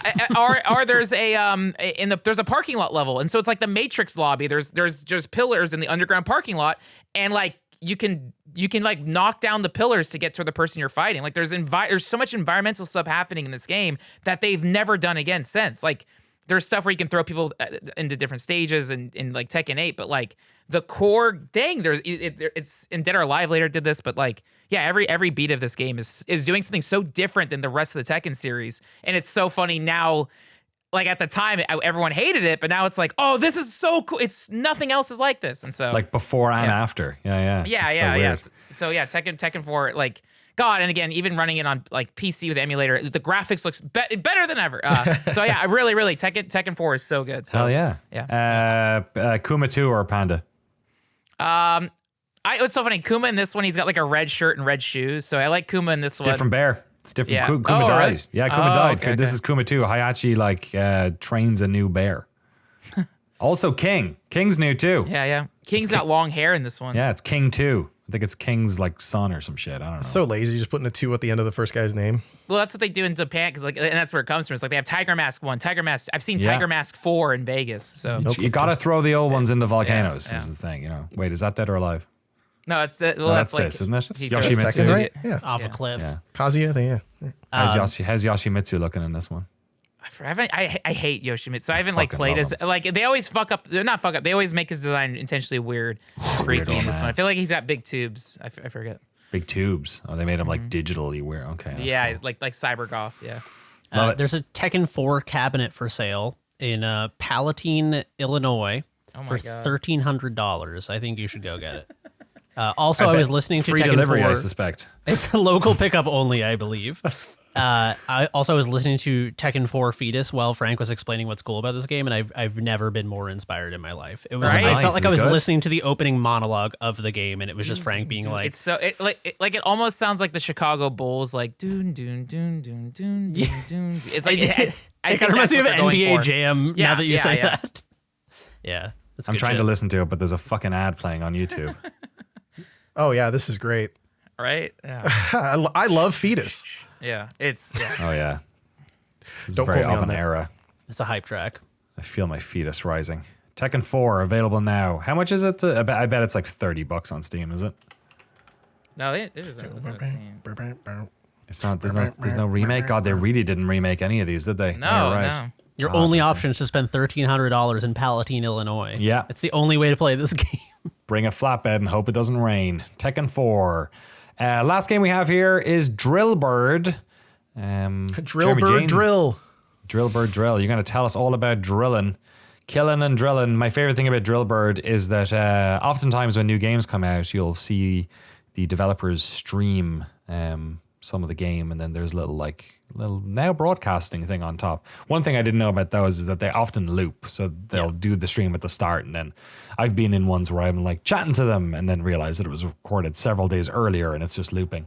On the Drillbird page, they just have like a wildlife documentary about cranes playing as their Do they really? yeah, like I an have to expand 80s or the like tab. 90s Oh yeah. 4x3.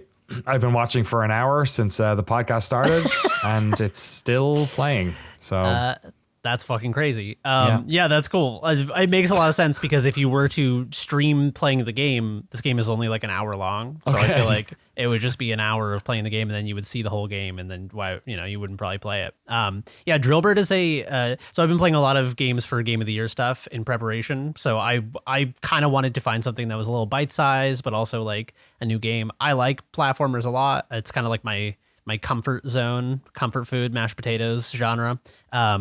And Drillbird is just a very chill, small, but very cleverly designed platformer. So this is it's kind of like the mining segments in Machina for people who heard us talk about Machina earlier this year.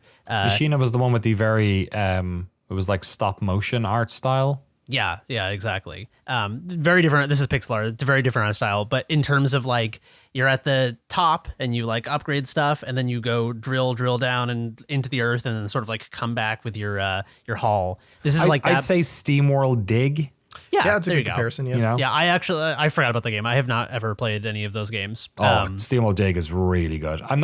There's a lot of the SteamWorld stuff like Heist and those that I feel like I should play more of, but Dig and Dig 2 are incredible. They're really, All right, cool. really Maybe good. I'll grab Yeah. Dig 2 SteamWorld is, Dig. yeah, like top 10 indies. Yeah, Dig 2 is really fantastic. So this is probably like a more bite-sized version of that sort of game. But basically what happens is you're a little bird. You can sort of like jump and then tap jump to fly. But as soon as you start gathering minerals, you're weighted down and you sort of have like a jump, flap, flap, flap. And then you have a limited sort of jump ability.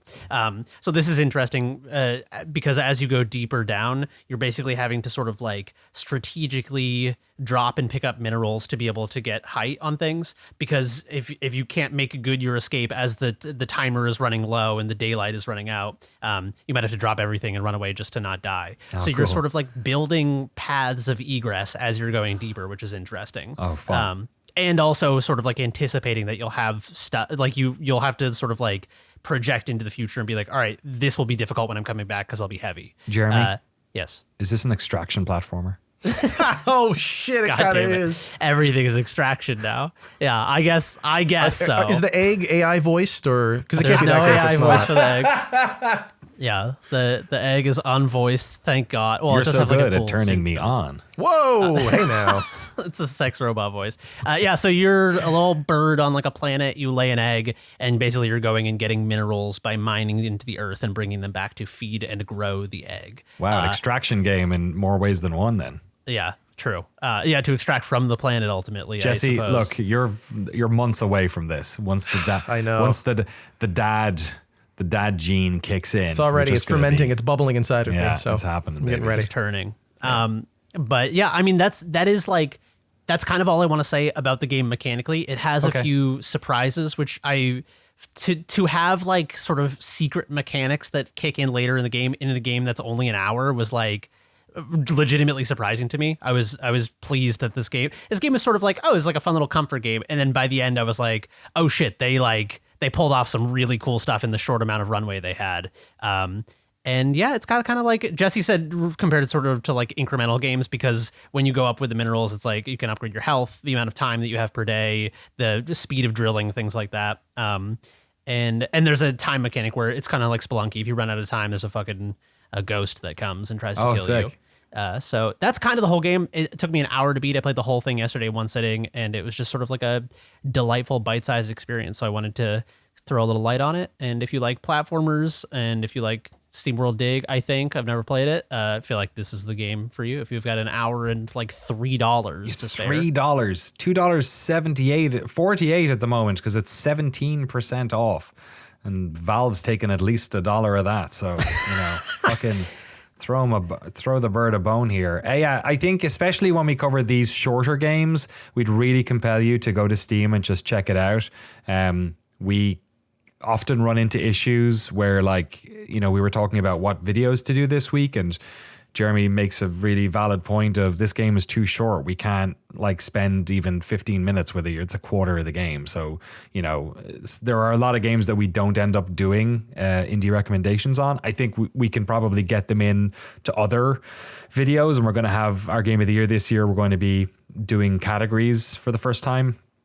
And we'll be looking at short games and looking at games for under $10 and stuff like that, and trying to give them their flowers. But yeah, if this sounds interesting to you, make note of it. Open up Steam on your phone, do whatever on your PC, and check it out, because oftentimes we don't get to talk about these games much more than this because of the nature of how short they are, and we don't want to spoil them. So yeah, Drill Bird available now for the low price of $3. I wish I could not take the sale price. I wish you could turn it down or something, because that's I'm gonna wait until the sale is over on November 23rd. And There should be Buy a a tip jar copy. on Steam. Give someone a copy. That's a much better idea. Yeah. Let me do that. Yeah. That's great. That's a good point. That's That good is the shout. tip jar. Drill birds for everyone. You should be able to just someone who has it on our wish list just gets it for free, like a random person or something. That'd be cool. That'd be fun, yeah. If you could do That would be cool. Although there's probably some way you could launder money or something. I don't know. Who knows? That's all the video games we talked about this week. MotionRec, Drill Bird, Lumines Arise, Tekken 4, Sektori, Dispatch, Morsels, Demonschool, and Fallout Fan Fest. That's a lot of games. That's a lot of games. We're still not done. We got some electronic mails thanks to our electronic mailman, Frank Howley. What we got, Frank? Yeah, if people want to write to us, please send us a message to podcast@noclip.video. That's podcast@noclip.video, or on our Patreon Discord in the podcast chat channel. Our first question comes from Peter from Poland. Greetings. I have a question about circling back to Game of the Year games. Danny mentioned he's only put about 5 hours into Claire Obscure Expedition 33. I realize I struggle to choose what to play because my schedule often means I can't touch a game for several days. That makes me avoid story-heavy games and smaller indie titles, since I know I'll forget where I was in the story when I come back a week later. Have you ever dealt with this? Do you try to binge games with a clear ending, or are you okay with dropping a story game for a while and picking it back up later? I'll go first just because you mentioned Clair Obscur. It really depends on the game. So like here, Clair Obscur, I feel like I had a pretty good grok, like where I stopped to go back to. If a game's story is compelling enough, or like the Seance of Blake Manor, for instance, like so much of that game was making sure that I was remembering lots of specific details. So that was a game that I felt compelled to finish. But thankfully, I also felt compelled to finish for other reasons. So yeah, there are games for sure. Like there are games that I didn't, like Immortality, I didn't start for a long time. Jeremy was bugging me about it. And then eventually he mentioned it to me when I was sick with COVID. And I was like, no, this is the right time. Because I didn't want to start it without finishing it, I think was the sort of feeling there. And I've had that with a few games. But yeah, my biggest one for this was New Vegas, because I played the crap out of New Vegas when it came out and then didn't finish my save file for like 6 years maybe, because I'd gone to the choose the lesser of three evils part and couldn't decide. I was like stuck looking at the cereal boxes, choice paralysis style, but then eventually shat and got off the pot. Yeah, so yeah, I think it differs. And just side pot question, this is also an issue we run into for Game of the Year. So everyone on the team has like a certain amount of hours or days rather allocated for work to go play Game of the Year stuff. And we try and spend as much sort of that time hitting like a breadth of games. But yeah, like a lot of us, and I'm sure the guys are going to end up playing more than we've even sort of talked about for billing purposes or whatever. But it always ends up being this way where, you know, I've gone back and played more Clair Obscur because of this. Like I need to see, or like Kingdom Come Deliverance is definitely the one that I'm probably the one on the team who's playing a lot of that to make sure we cover that one off as much as possible, and hopefully we have at least two people playing a lot of these games when we talk about them. But yeah, like that's why this time of the year for us is super busy, because of the compressed December schedule, and also because we need to play loads of games and then have enough time to record Game of the Year stuff and then produce all those videos. So yeah, and we'll have news on that soon enough. We're gonna have one more podcast next week, and then we're gonna be in Game of the Year season already, and we're mixing up the format a bit this year, but we'll tell you a little bit about it later on. But anyway, sorry, I sort of went on a bit of a tangent there. No, how do you guys I think, feel about the story stuff? I agree on the Goaty stuff.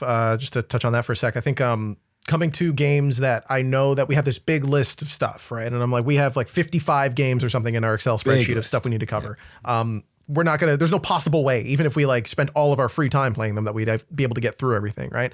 So the thing I'm doing is I'm going, what do I know at least two people already liked a lot? I'll play a little bit just to like get a taste of it. If I love it, I'll keep playing, but like I'll get enough where I'm like, I don't need to give that a ton of time because I know people are going to champion it, and I'm being a little more picky about it, but that's my process with that anyway. But when it comes to story games, I don't know. I have this like brain disease where I just can't forget story stuff. Oh, like, really? Dude, I don't know what it is. If I played something 2 years ago and I start playing again, I'm like, oh, that's this guy. This happened previously. Wow. Cassie actually gets really annoyed by it because we'll be having a conversation and I'll be like, you remember in Oppenheimer when Benny Safdie's character was talking to him in the room? We've seen the movie one time. She's like, why the fuck would I remember everything that happens in Oppenheimer? And I'm like, I don't know. I remember. So I have the opposite problem. It's all one scene. The music never stops. There's no 3 hours pacing. long. I can't tell one from the next. It was 3 hours and also 5 seconds. I don't know. That movie was over and wouldn't end.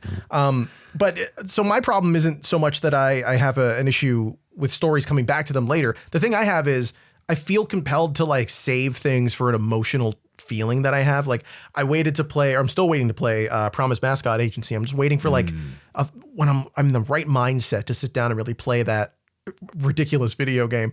So that's it for me, is like, especially when we get to Game of the Year season where it's like, now there's a bunch of stuff that I didn't play earlier in the year that I've been saving. Now I have to play it. I have to jump in, which is a different problem, but in that same vein of like feeling like you need to get into something, even though maybe it's not the right time for you. Like you've been waiting. So I don't know.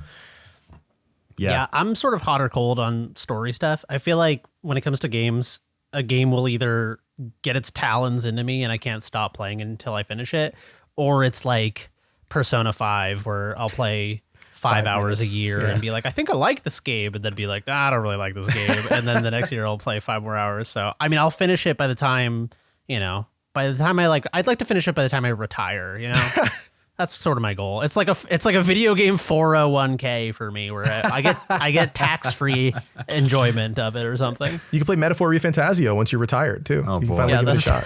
That's another dude. That's another. I have the exact. I think it's like Atlas games. I can't do it. I fucking play Metaphor on a plane for 6 hours, and I'm like, this is the best game ever. And then I land. I'm like, I'm gonna play this every night on my Steam Deck in bed, and then I just don't. I don't know. Something wrong with me.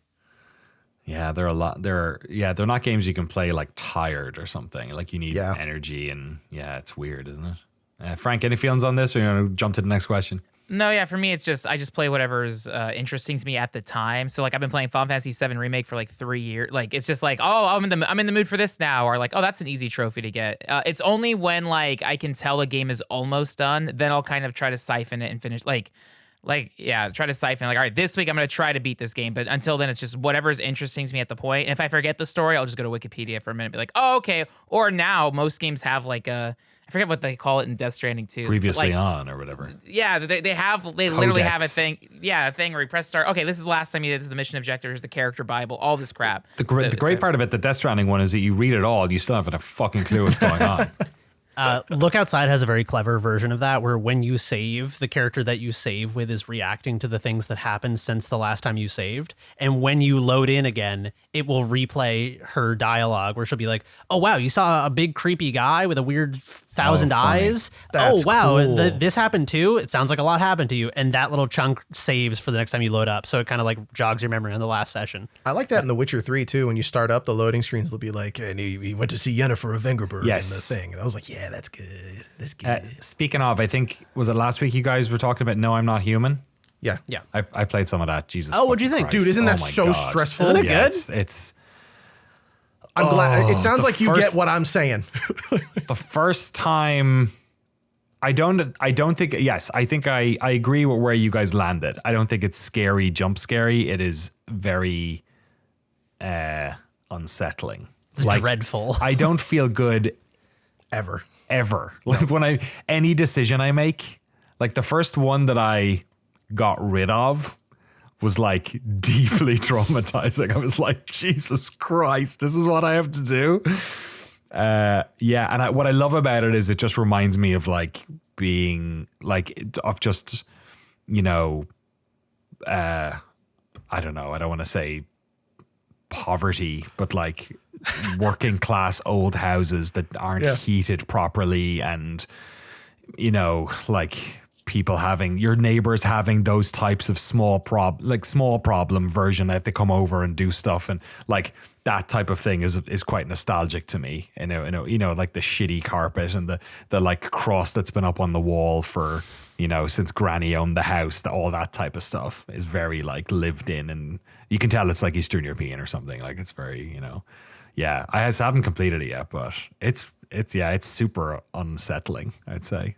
Most unsettling game of the year. It's one of those. I feel like it's an easy game to overlook because it was so popular. So I sort of was like, oh yeah, it's just like one of those popular indie horror experiences. But it's really fucking good. I thought it was going to be more of like, when I realized how popular it was, I was like, oh, it's like a meme game. This is like a streamer. Yeah. You know, kind of. It's like way more artistic and artful than I was anticipating. It's like really cool that it did well, because I'm like, oh, this is like a weird. I'm like, what would happen if like this War of Mine came out now? Like, would it do even better or something? I don't know, you know? Yeah. Frank, we got one from Chibs here. Yeah, from Chibs. I'm sure the team will have plenty to say about the Steam news, but I wanted to ask how big of an impact you think. That's us. We always cover the hottest news topics over here. I'm wondering how big of an impact do you think the Steam machine will have on the current console and PC market? I mostly use a company laptop for work and a personal laptop for hobbies, so the Steam machine feels like it could replace both my PS5 and my PC. 4K AAA games, early access indies, and a reasonable size that I can move between my office and living room. Even though I'm a big PlayStation guy and I like being able to upgrade my PC, I'm not sure either can beat the convenience Valve is offering. What do you think? Yeah, so Steam, to pull it back a little bit, Valve announced 4 separate things. I think 3 separate things. 3, 4, 3. Goggles, the Steam machine, the controller. I think that's it. Was there a new deck? It wasn't a new deck, was there? I don't think so. I don't think so, no. So the goggles are called the Steam Frame. They are the the new virtual reality headset that has inside-out tracking and also does not require a tether to a computer. It looks like Half-Life Alyx might be able to run on that thing tetherless, which is pretty crazy. So that looks pretty cool. The Steam controller, they've done a few of these over the years. They stopped selling what was it called? The Link was the thing that transferred to your television. I forget what the old Steam controller was called. Just Steam controller. Was it called Steam controller? It's just a new Steam controller again. It's got 2 haptic pads now on the thumbs. Does a bunch of other stuff. Has a cool little charging dock thing. Seems neat. And then the big of all of these was, of course, the Steam Machine, which has been probably for a decade now been a rumor of something that's going on at Valve. It is essentially a PC in a small, like micro ATX style case. That runs Steam OS, which now is able to run basically everything. Very high powered, decent storage, nice look to it as well. They did try something like the Steam Machine a decade ago. I was going to say the Steam Machines. Yeah, I remember going to like an E3 event or something with GameSpot maybe, where they launched the Steam Machines, but it was too early and it was too expensive. By the Alienware brand one that's like garish and ugly. Wasn't that the thing? It was almost like they were doing franchising. Like they had a certain spec that any third party, or maybe not any, maybe people they deals with, but like third party people like Alienware could make to that spec and it would run Steam OS. Whereas this is like, it's similar, I guess, to the HTC Vive, right? The first time they did a VR headset was with a partner. Whereas this is them putting out, this is a distinct particular box that you buy. And yeah, it's literally a box. It's the shape of a cube. Do it, Jeremy, say it. What, the companion cube joke or something? No. Gaben Cube. The Gabe Cube? Yeah. Yeah, no, I'm like the billionth person to make that joke, but it's still funny. You said it on Discord. You were the first person I saw to say it on Discord, so you should be proud of yourself. Thank you. I am proud of myself. Work. And then they need Game Pass, which is Game Pass for Steam. That's Except good. they don't need that because it will destroy the industry. That's a great idea. Yeah. Come on, Indies do would it. hate Don't you want that. another Don't do yacht? that. Do it. Don't fucking do it. Did you see he just got a new yacht this week? He was like, let's announce the new hardware. I'm going to buy a 14th boat with 900 here's the real new hardware. The funniest part of it was the stories on it were like, it has like a Olympic swimming pool, a helipad, and 15 gaming PCs. And it's like 15 gaming PCs is like so disproportionately smaller than like the fucking. It has a garage for cars, and also they're like, it's like $1 billion boat with like 10 computers on it. I haven't thrown out a tower. You took the one from the office. I took my one back from the office. I haven't thrown out a tower since I've lived in America. So I have like 8 gaming PCs. Several of them would have trouble running Counter-Strike fucking Go at this stage, but I have them. That's true. I have them. You just need the yacht to put them on. Exactly. Yeah. Exactly. Mega yacht. Hey man, he lives on that yacht. Yep. Good for him. Don't be a yacht hater. I don't think it's going to have a massive impact on people buying consoles or not. Like the data seems to be that younger people are not buying consoles, that they are predominantly used to playing games on PCs because of laptops for school or because of iPads that they grew up with or because their parents have laptops or desktop computers. And the consoles have just become boring because all the AAA games that came out for them are stagnated for the past fucking 15 years and we're still playing, they're really well made. Those new Assassin's Creed games are really well made, but they do not light a fire under the arse of people like those games used to. And it's basically cannibalized that whole industry. And the only reason the PC stuff is working is because everyone has access to them, because during COVID everyone was using them to chat and play with their friends, because games like Minecraft were there and Fortnite predominantly. So yeah, I think that big sway that's happening has a lot more to do with other stuff, but I don't really know who the Steam Machine is for. It could be for, like, I don't think it's for people who are outside of Steam's current user base. Like they already have to have an account to order it. Tens of millions of people, you know what I mean? Yeah, exactly. Yeah. Like there's a massive amount of hardcore gamers on Steam. Like there are a lot of people who play games as much as we do in the world. I do think that if the price point is sufficiently low, that it could be a good sort of midpoint where like the position that I was in before I had the work PC that you let me take is that I was a hardcore PC gamer from back in the day who was also like somewhat of a starving artist professionally. And so like like I played Divinity Original Sin and a Mac user for your editing. And a Mac user for my editing, because that was sort of like one of the. I was also doing like a lot of freelance gigs where I'd have to be like a AirSods DIT, so I'd have to have a computer on site while we're like offloading files, like mid shoot, sort of like the things you do when you're Totally guerrilla style on a shoot. Like the first freelance gig I got was with Google, and I had no fucking idea what I was doing, so I was just like, better I bring one memory card and have to offload it in the middle of the shoot 600 times. So like for a lot of reasons, I just, spending the amount of money I would need for a decent gaming rig was just out of the question. And so it's not that I was a console gamer. It's just that I had a console. And then like when there was a PC game I really wanted to play, I would just like find a way. Like I played Divinity Original Sin 2, one of my favorite games of all time, on a beta account for GeForce Now, their streaming service. Oh yeah. So like I put 120 hours onto like streaming that from a fucking server farm in Vegas or whatever. And so, but if there had been a Steam machine at the time that was like an entry level gaming PC that was like, it wouldn't replace my edit machine because it's Linux and all the Adobe shit runs on Windows or whatever, or Windows and Mac OS. But if I had something that was like that cheap that was just for gaming, I think I could have justified it. So, and I had like a Steam account, to your point, Jesse, like because I played a shit ton of games back in the day. Yeah. Like that was the thing when I got my Steam Deck, was realizing, oh shit, I own like hundreds of video games for this thing. Yeah. I think that'll be what it is there's a lot of people who probably have really cheap video games or have wanted to play older stuff that only have a laptop that they play, some free to play game on Steam, but they also own stuff that was like $5, or they'll have access to stuff that's $5 and now they can play it. I don't know about AAA 4K 60. Digital Foundry's done enough talk about the on paper specs of the Steam machine that it doesn't quite sound like it's going to be some future proof device that's going to play like Cyberpunk 2077 maxed out or anything.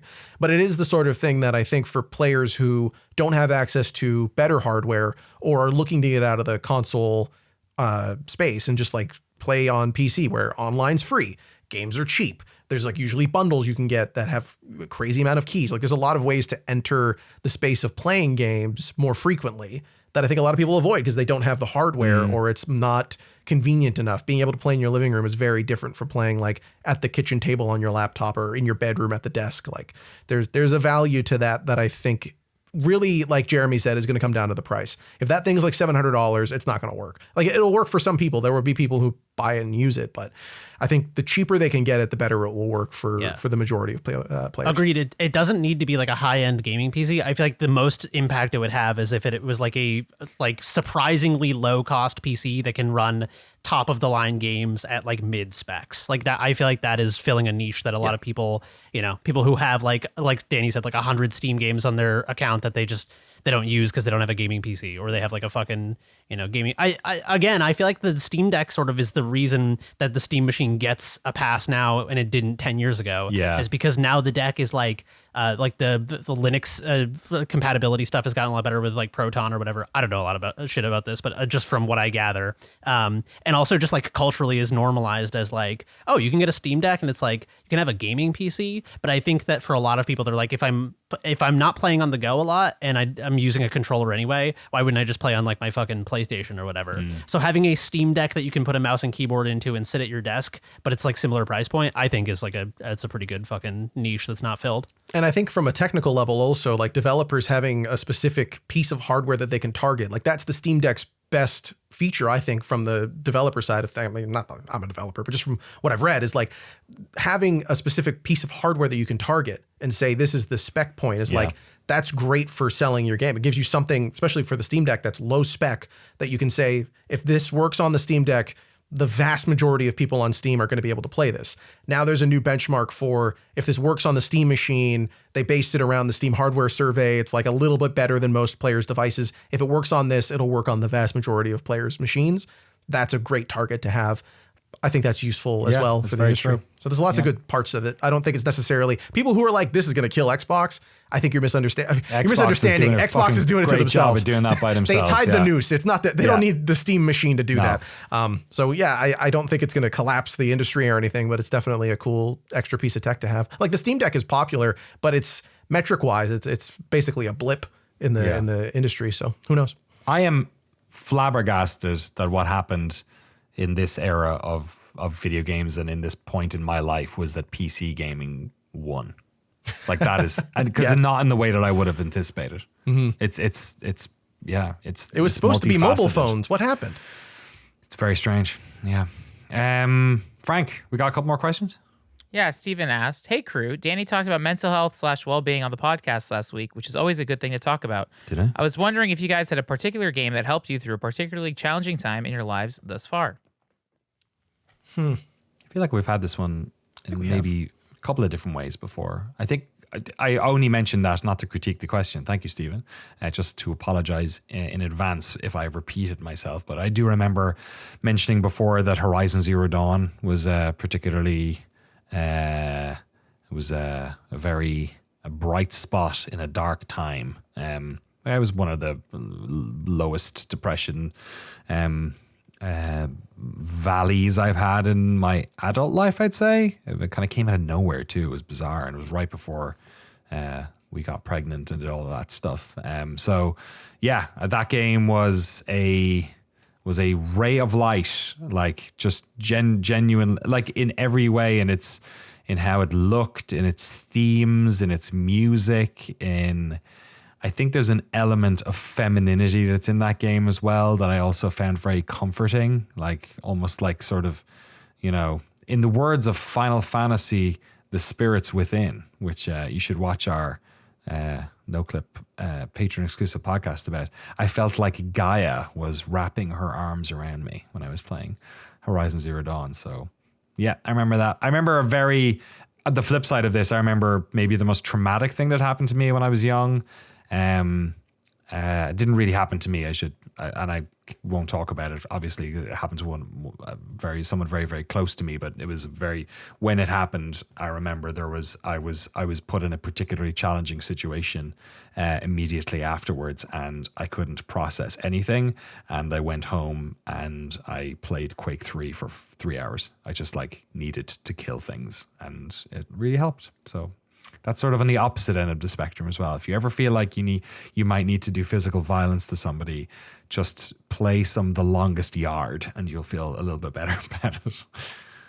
The last time we talked, I'll summarize quickly my feelings on this because we have addressed similar games, and I think this is the one I said last time, or similar topics. But Disco Elysium for me was I felt like, as someone who has always had sort of an irreverent sense of humor and has been into politics pretty seriously since I was 11 years old, I seeing people talk about serious criticisms of capitalism and of society in a way that was not just overtly cringe and preachy was very heartening to me, because I think that has always been the issue, is that if you get into any sort of serious level of politics or activism or anything, there hits a point where it's the weight of the things that you're talking about supersedes the human level on which it's okay to sort of just poke fun at yourself and about the things you're talking about. And that's not to say that every serious topic you should be hey, we're at a funeral, let me crack a couple of jokes. It's not like that at all. It's more just that if you lose your sense of humanity and if you hold too tightly to the things that you take seriously, no matter how virtuous they are and no matter how morally and philosophically correct they are, it can destroy you if you grip too tightly to those things. And so to see Disco Elysium tackle these big topics very seriously in a way that was materialist and well thought out and well informed by a lifetime of being invested in these things, but in a way that was also and every communist meetup is doomed to be a overly intellectual circle jerk. It's very, it's heartening. It's it was very human and real for me in a way that I did not feel was reflected in my actual interactions about activism and politics in real life. Yeah. Interesting. It's love collective action. Sorry about the gulags. That's my review of Disco Elysium. That would be my version of Disco Elysium. Just a picture of Stalin going my bad, shrugging. Yeah. Anyone else want to chime in, or we go on to the next one? When I played To the Moon with my wife, the whole way through, we voice acted the whole thing. It was it was a tough time. I think someone in our family had passed, and it was processing that was really hard for me because it was the first sort of adult loss that I've had. As a kid, older family members had died, but it was sort of okay, I didn't know him. It's sad, but just not for me. It was sad. I felt worse for my mom than I did for myself, right? So when I finally went through that, it was like, how do you process that? In what way can you possibly get over that feeling of like that person missing? It was like a picture where they were the only thing that wasn't filled in anymore. And playing that game, it was like, it was weird seeing that reflected back at me, that feeling of like the grief of them being missing, but also the holes left by their passing, like the things where I would expect them to be in the room or expect them to be nearby, or if I needed them, I could call them, like that being gone was so hard to handle. And I think that game was the first one that really made me go, oh, okay, I get the first anything I had seen at that time that made me really feel like I wasn't the only person to feel that way, which obviously is not the case. But like just when you're young and that happens for the first time, it's like, this is the end of the world. And it's like, no, it's a common thing that happens to a lot of people. Very sad game. Beautiful. Thanks, man. Adrian has a question and asks, if the afterlife turned out to be a video game universe, which game's world would you pick to spend forever in, and why? World of Warcraft. Good pick. That was a good pick. That's it. I'm just trying to think of one where I wouldn't die. Yeah. You But know? you'd res. If you die, you just got to do a fucking corpse run, baby. That's a good point. That's I the guess thing if about the video rules games, of you the have many world are lives. intact. Yeah. I don't know. Is it weird that I want to say like Dark Souls, even though it's like Yes. the worst place to incarnate? That sucks. Can you even jerk off in that world? Can you even smoke weed in Dark Souls? Yeah, I don't know. That's a hard question. I want to just hang out at like the Golden Saucer in Final Fantasy. Yeah. That's a good Schedule 1. No. You could do that in real life, you know. That's what I'm saying. It would But just the be drugs like, don't give you electrical powers in real life, or do they? Is that? It's true. Is there a mean, game where you can sit down and play games? Probably. Animal Crossing. UFO yeah. 50. You- I just want to live in an That'd be a arcade fucked forever. up world. It'd just be like jumping from weird reality to weird reality over and over again. Yeah, I want to live in whatever game universe is like. If there's a game about, you know, like eating a nice turkey dinner and smoking a cigar with your feet up. If there's I'd any like to games live in that Yakuza. That seems fun. yeah, a lot of tragedy in Yakuza though. A lot of tragedy in Oblivion? real life. Oblivion would be good fun. Would it? The Hell Gates? Yeah. You could get imps. locked up all the time. You know, you do some scallywaggery and then, you know, stop right there, criminal scum. And then you go fucking in a prison for a while and you hang out there and then you come out and you have an amazing, You hang out with Patrick amazingly Stewart. erotic relationship with a Khajiit and you get fucked up on skooma. Fucked and up you on end- skooma, that's what I was Stop gonna right say. there, criminal scum. And you're back in again and then you fucking go off to You might be onto something. What about maybe like just all of Tamriel, you know, because then you could fuck off to Morrowind for a while and do some shrooms and then So you're saying you want to live in Elder Scrolls Online? I'm not necessarily saying that. what about like The Sims? Because then it's just the real world, but everything is very sort of like. I don't speak Simlish. I wouldn't know what the fuck is But you going would on. if you lived in The Sims. Like if I And was immersed there, like Yeah, and if you worked out, it would be like you would know, like I'm so close to like level 5 strength. Like that's what I've always wanted is this over gamification of just my like pure status data. in life. I'd be every time I went swimming, I'd be worried that God was going to get rid of the ladder. You know, I wouldn't go in a fucking. If I lived in The Sims, there's no way in hell I'm going in a house that doesn't have like 7 exits Yeah. or a swimming pool. And I'm not Absolutely. cooking anything. but I'm telling you that fucking those goths, I'm going to hang out with them a bunch. Me and Mia Goth, we go way Yeah, back. me, I was about to say it. I'm sorry, Mortimer. Well, Hey, I was you know, thinking Mia Goth, and I was like, wait, is that the name of an actor now? It is, yeah. wait, what's the? What's her actual? What's the mom and what's Mortimer Wait, Goth's what's- wife oh, it's called? Bella Goth. Is that what it was? Yeah, because I was gonna say Yeah, Mia Goth, Bella. and I was like, wait, is that the girl from all those horror movies? I thought maybe she was named after the Sims character. I just accepted what you Should said. be, yeah. They're like, what's another vaguely Italian sounding name with the last name Goth? Frank, yeah, roll Bella a dice Goth. in here. I feel like you must have a couple of ones here. Oh, or yes. did I beat you to the punch with WoW? No, I mean, like, Animal Crossing generally is very sweet and wholesome. yeah. Dead or Alive Extreme is awesome, but it would be boring just on an island. And then, yeah, like... Some of your needs would be met there. Yeah, yeah. It's fair to say. but no, Maslow's you could- hierarchy, you know? Yeah. No, yeah, Yakuza's a fair bet. Because you can go into cabaret clubs and all that stuff. And, like, yeah. No, I He want to does go make there a for good other point. stuff. If you're in heaven, like, you know, we need sustenance. You do need companionship in some form or another. So like that is a thing that most games are bad at. I guess Mass Effect would work, but I don't really want to be in that world because it's constantly being invaded by people and the writing's bad at the end. But you can fuck aliens.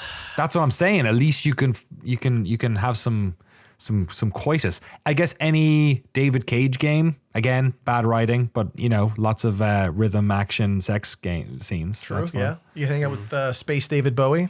Works out. That'd be great. Yeah. Exactly. God of War, also a rhythm sex game. True. That's true. Yeah. They really had that shit on lock in the 2000s. They did. They knew. That's how good guys were at sex back then. It's just a rhythm game. That's what they were saying. I learned it from Kratos. You told me everything I know. Great emails. Thanks very much, Frank. Thanks to Adrian, Stephen, Peter, and Chibs. Thanks, Chibs. For your email. Thanks, Chibs. Thanks to everyone for listening to this podcast. I guess we're warming up for Game of the Year season, posting these fucking 2-hour, 24-minute podcasts, getting it up, getting some blood pumping. Make sure you check out all the awesome stuff that we've just published. More to great little indie recommendation. People have been loving it. 20,000 views on that one. Bad boy. Wow. Nice work, Jeremy. We also have Noclip's first video, The Freedom of Hypogea. Makes it hard to put down. People have been loving that too. Our Demonschool's preview went live today, and if you're a Noclip 2 patron, you get access to 2 bonus videos. One is a fantastic 20+ minute tour of Brandon Sheffield of Necrosoft's house. He lives in Oakland. He has a frankly ridiculous collection of video game and film media, VCRs, laser discs, vinyls, a near complete Sega Saturn collection, just absolutely insane. And he is, if you listen to insert credits, you know that he is a video game lore master. So he pulls out some of his favorites and we talk about them. It's kind of like that. It accidentally turned into like one of those videos of people in the Criterion closet kind of thing. He's just pulling stuff out and chatting about it. We have that, and we also have an extra extended bonus scenes from the interview with Brandon with an extra 10 minutes of questions, and we split them up into chapters. So if you want to know which one of his teachers was most likely to be a demon in high school, go check out that video. Our Disco Elysium series starts on Monday. By the time this podcast is up, the trailer will also be up, the teaser trailer. Very excited to finally get that out there. It's been a massive team effort, so thank you to the lads for chipping in on that in many, many ways and helping us get there. I've still got a bit of editing on the last few episodes on that one. It's going to be a 5-part episode, and we'll have them out early on Noclip, a week ahead of the public release. So you can go watch episode 1 right now if you want. It's 40 minutes, all about Estonia, politics, D&D, and the founding of the studio. And the second episode dives much more into the game's development and the building of Disco Elysium. So yeah, lots of cool stuff. We'll have episodes on art, on writing, and we'll have an episode sort of on the ending of the game's development / the aftermath and I guess legacy of the game as well. Yeah, so loads to talk about there, and we really hope you enjoy it. We'll have a patron show up this week where I'll be showing off footage of all the stuff, some of the stuff we filmed in San Francisco 2 weeks ago, which people should be very excited about if they are fans of roguelikes that take place in the Greek underworld. And then if you are, man, that really did narrow it down. And then if you are a fan of Fallout New Vegas B-roll, also make sure to check out the patron show because we have a bunch of stuff there as well.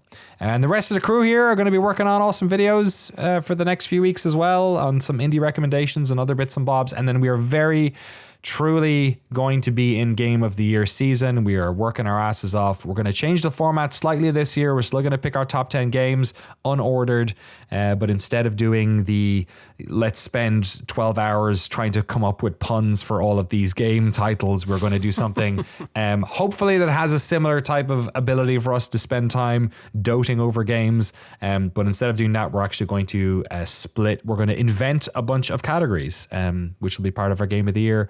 And we're going to give awards out within those categories. But those categories are not going to be like your normal ass video game website. We're not going to have best indie game, for instance, with a bunch of questionable games in there funded Expedition by venture 33.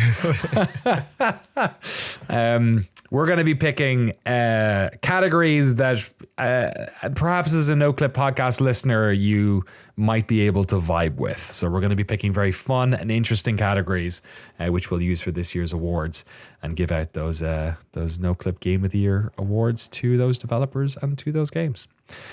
And that's it. Thanks so much. Thanks, lads, again, for chatting video games. And we've got a bunch of work to do this week, and Thank you to all of our patrons who are keeping the doors open here on Noclip and Noclip 2. We really, really appreciate it. We're going to end the year in a bang with some cool Disco Elysium madness, a bunch more other stuff on Noclip, and Noclip 2 and the Noclip podcast here, just trying to round out what was a very interesting year in video games. So until next week, which will be our last normally scheduled episode of the podcast for the year before we do Game of the Year December.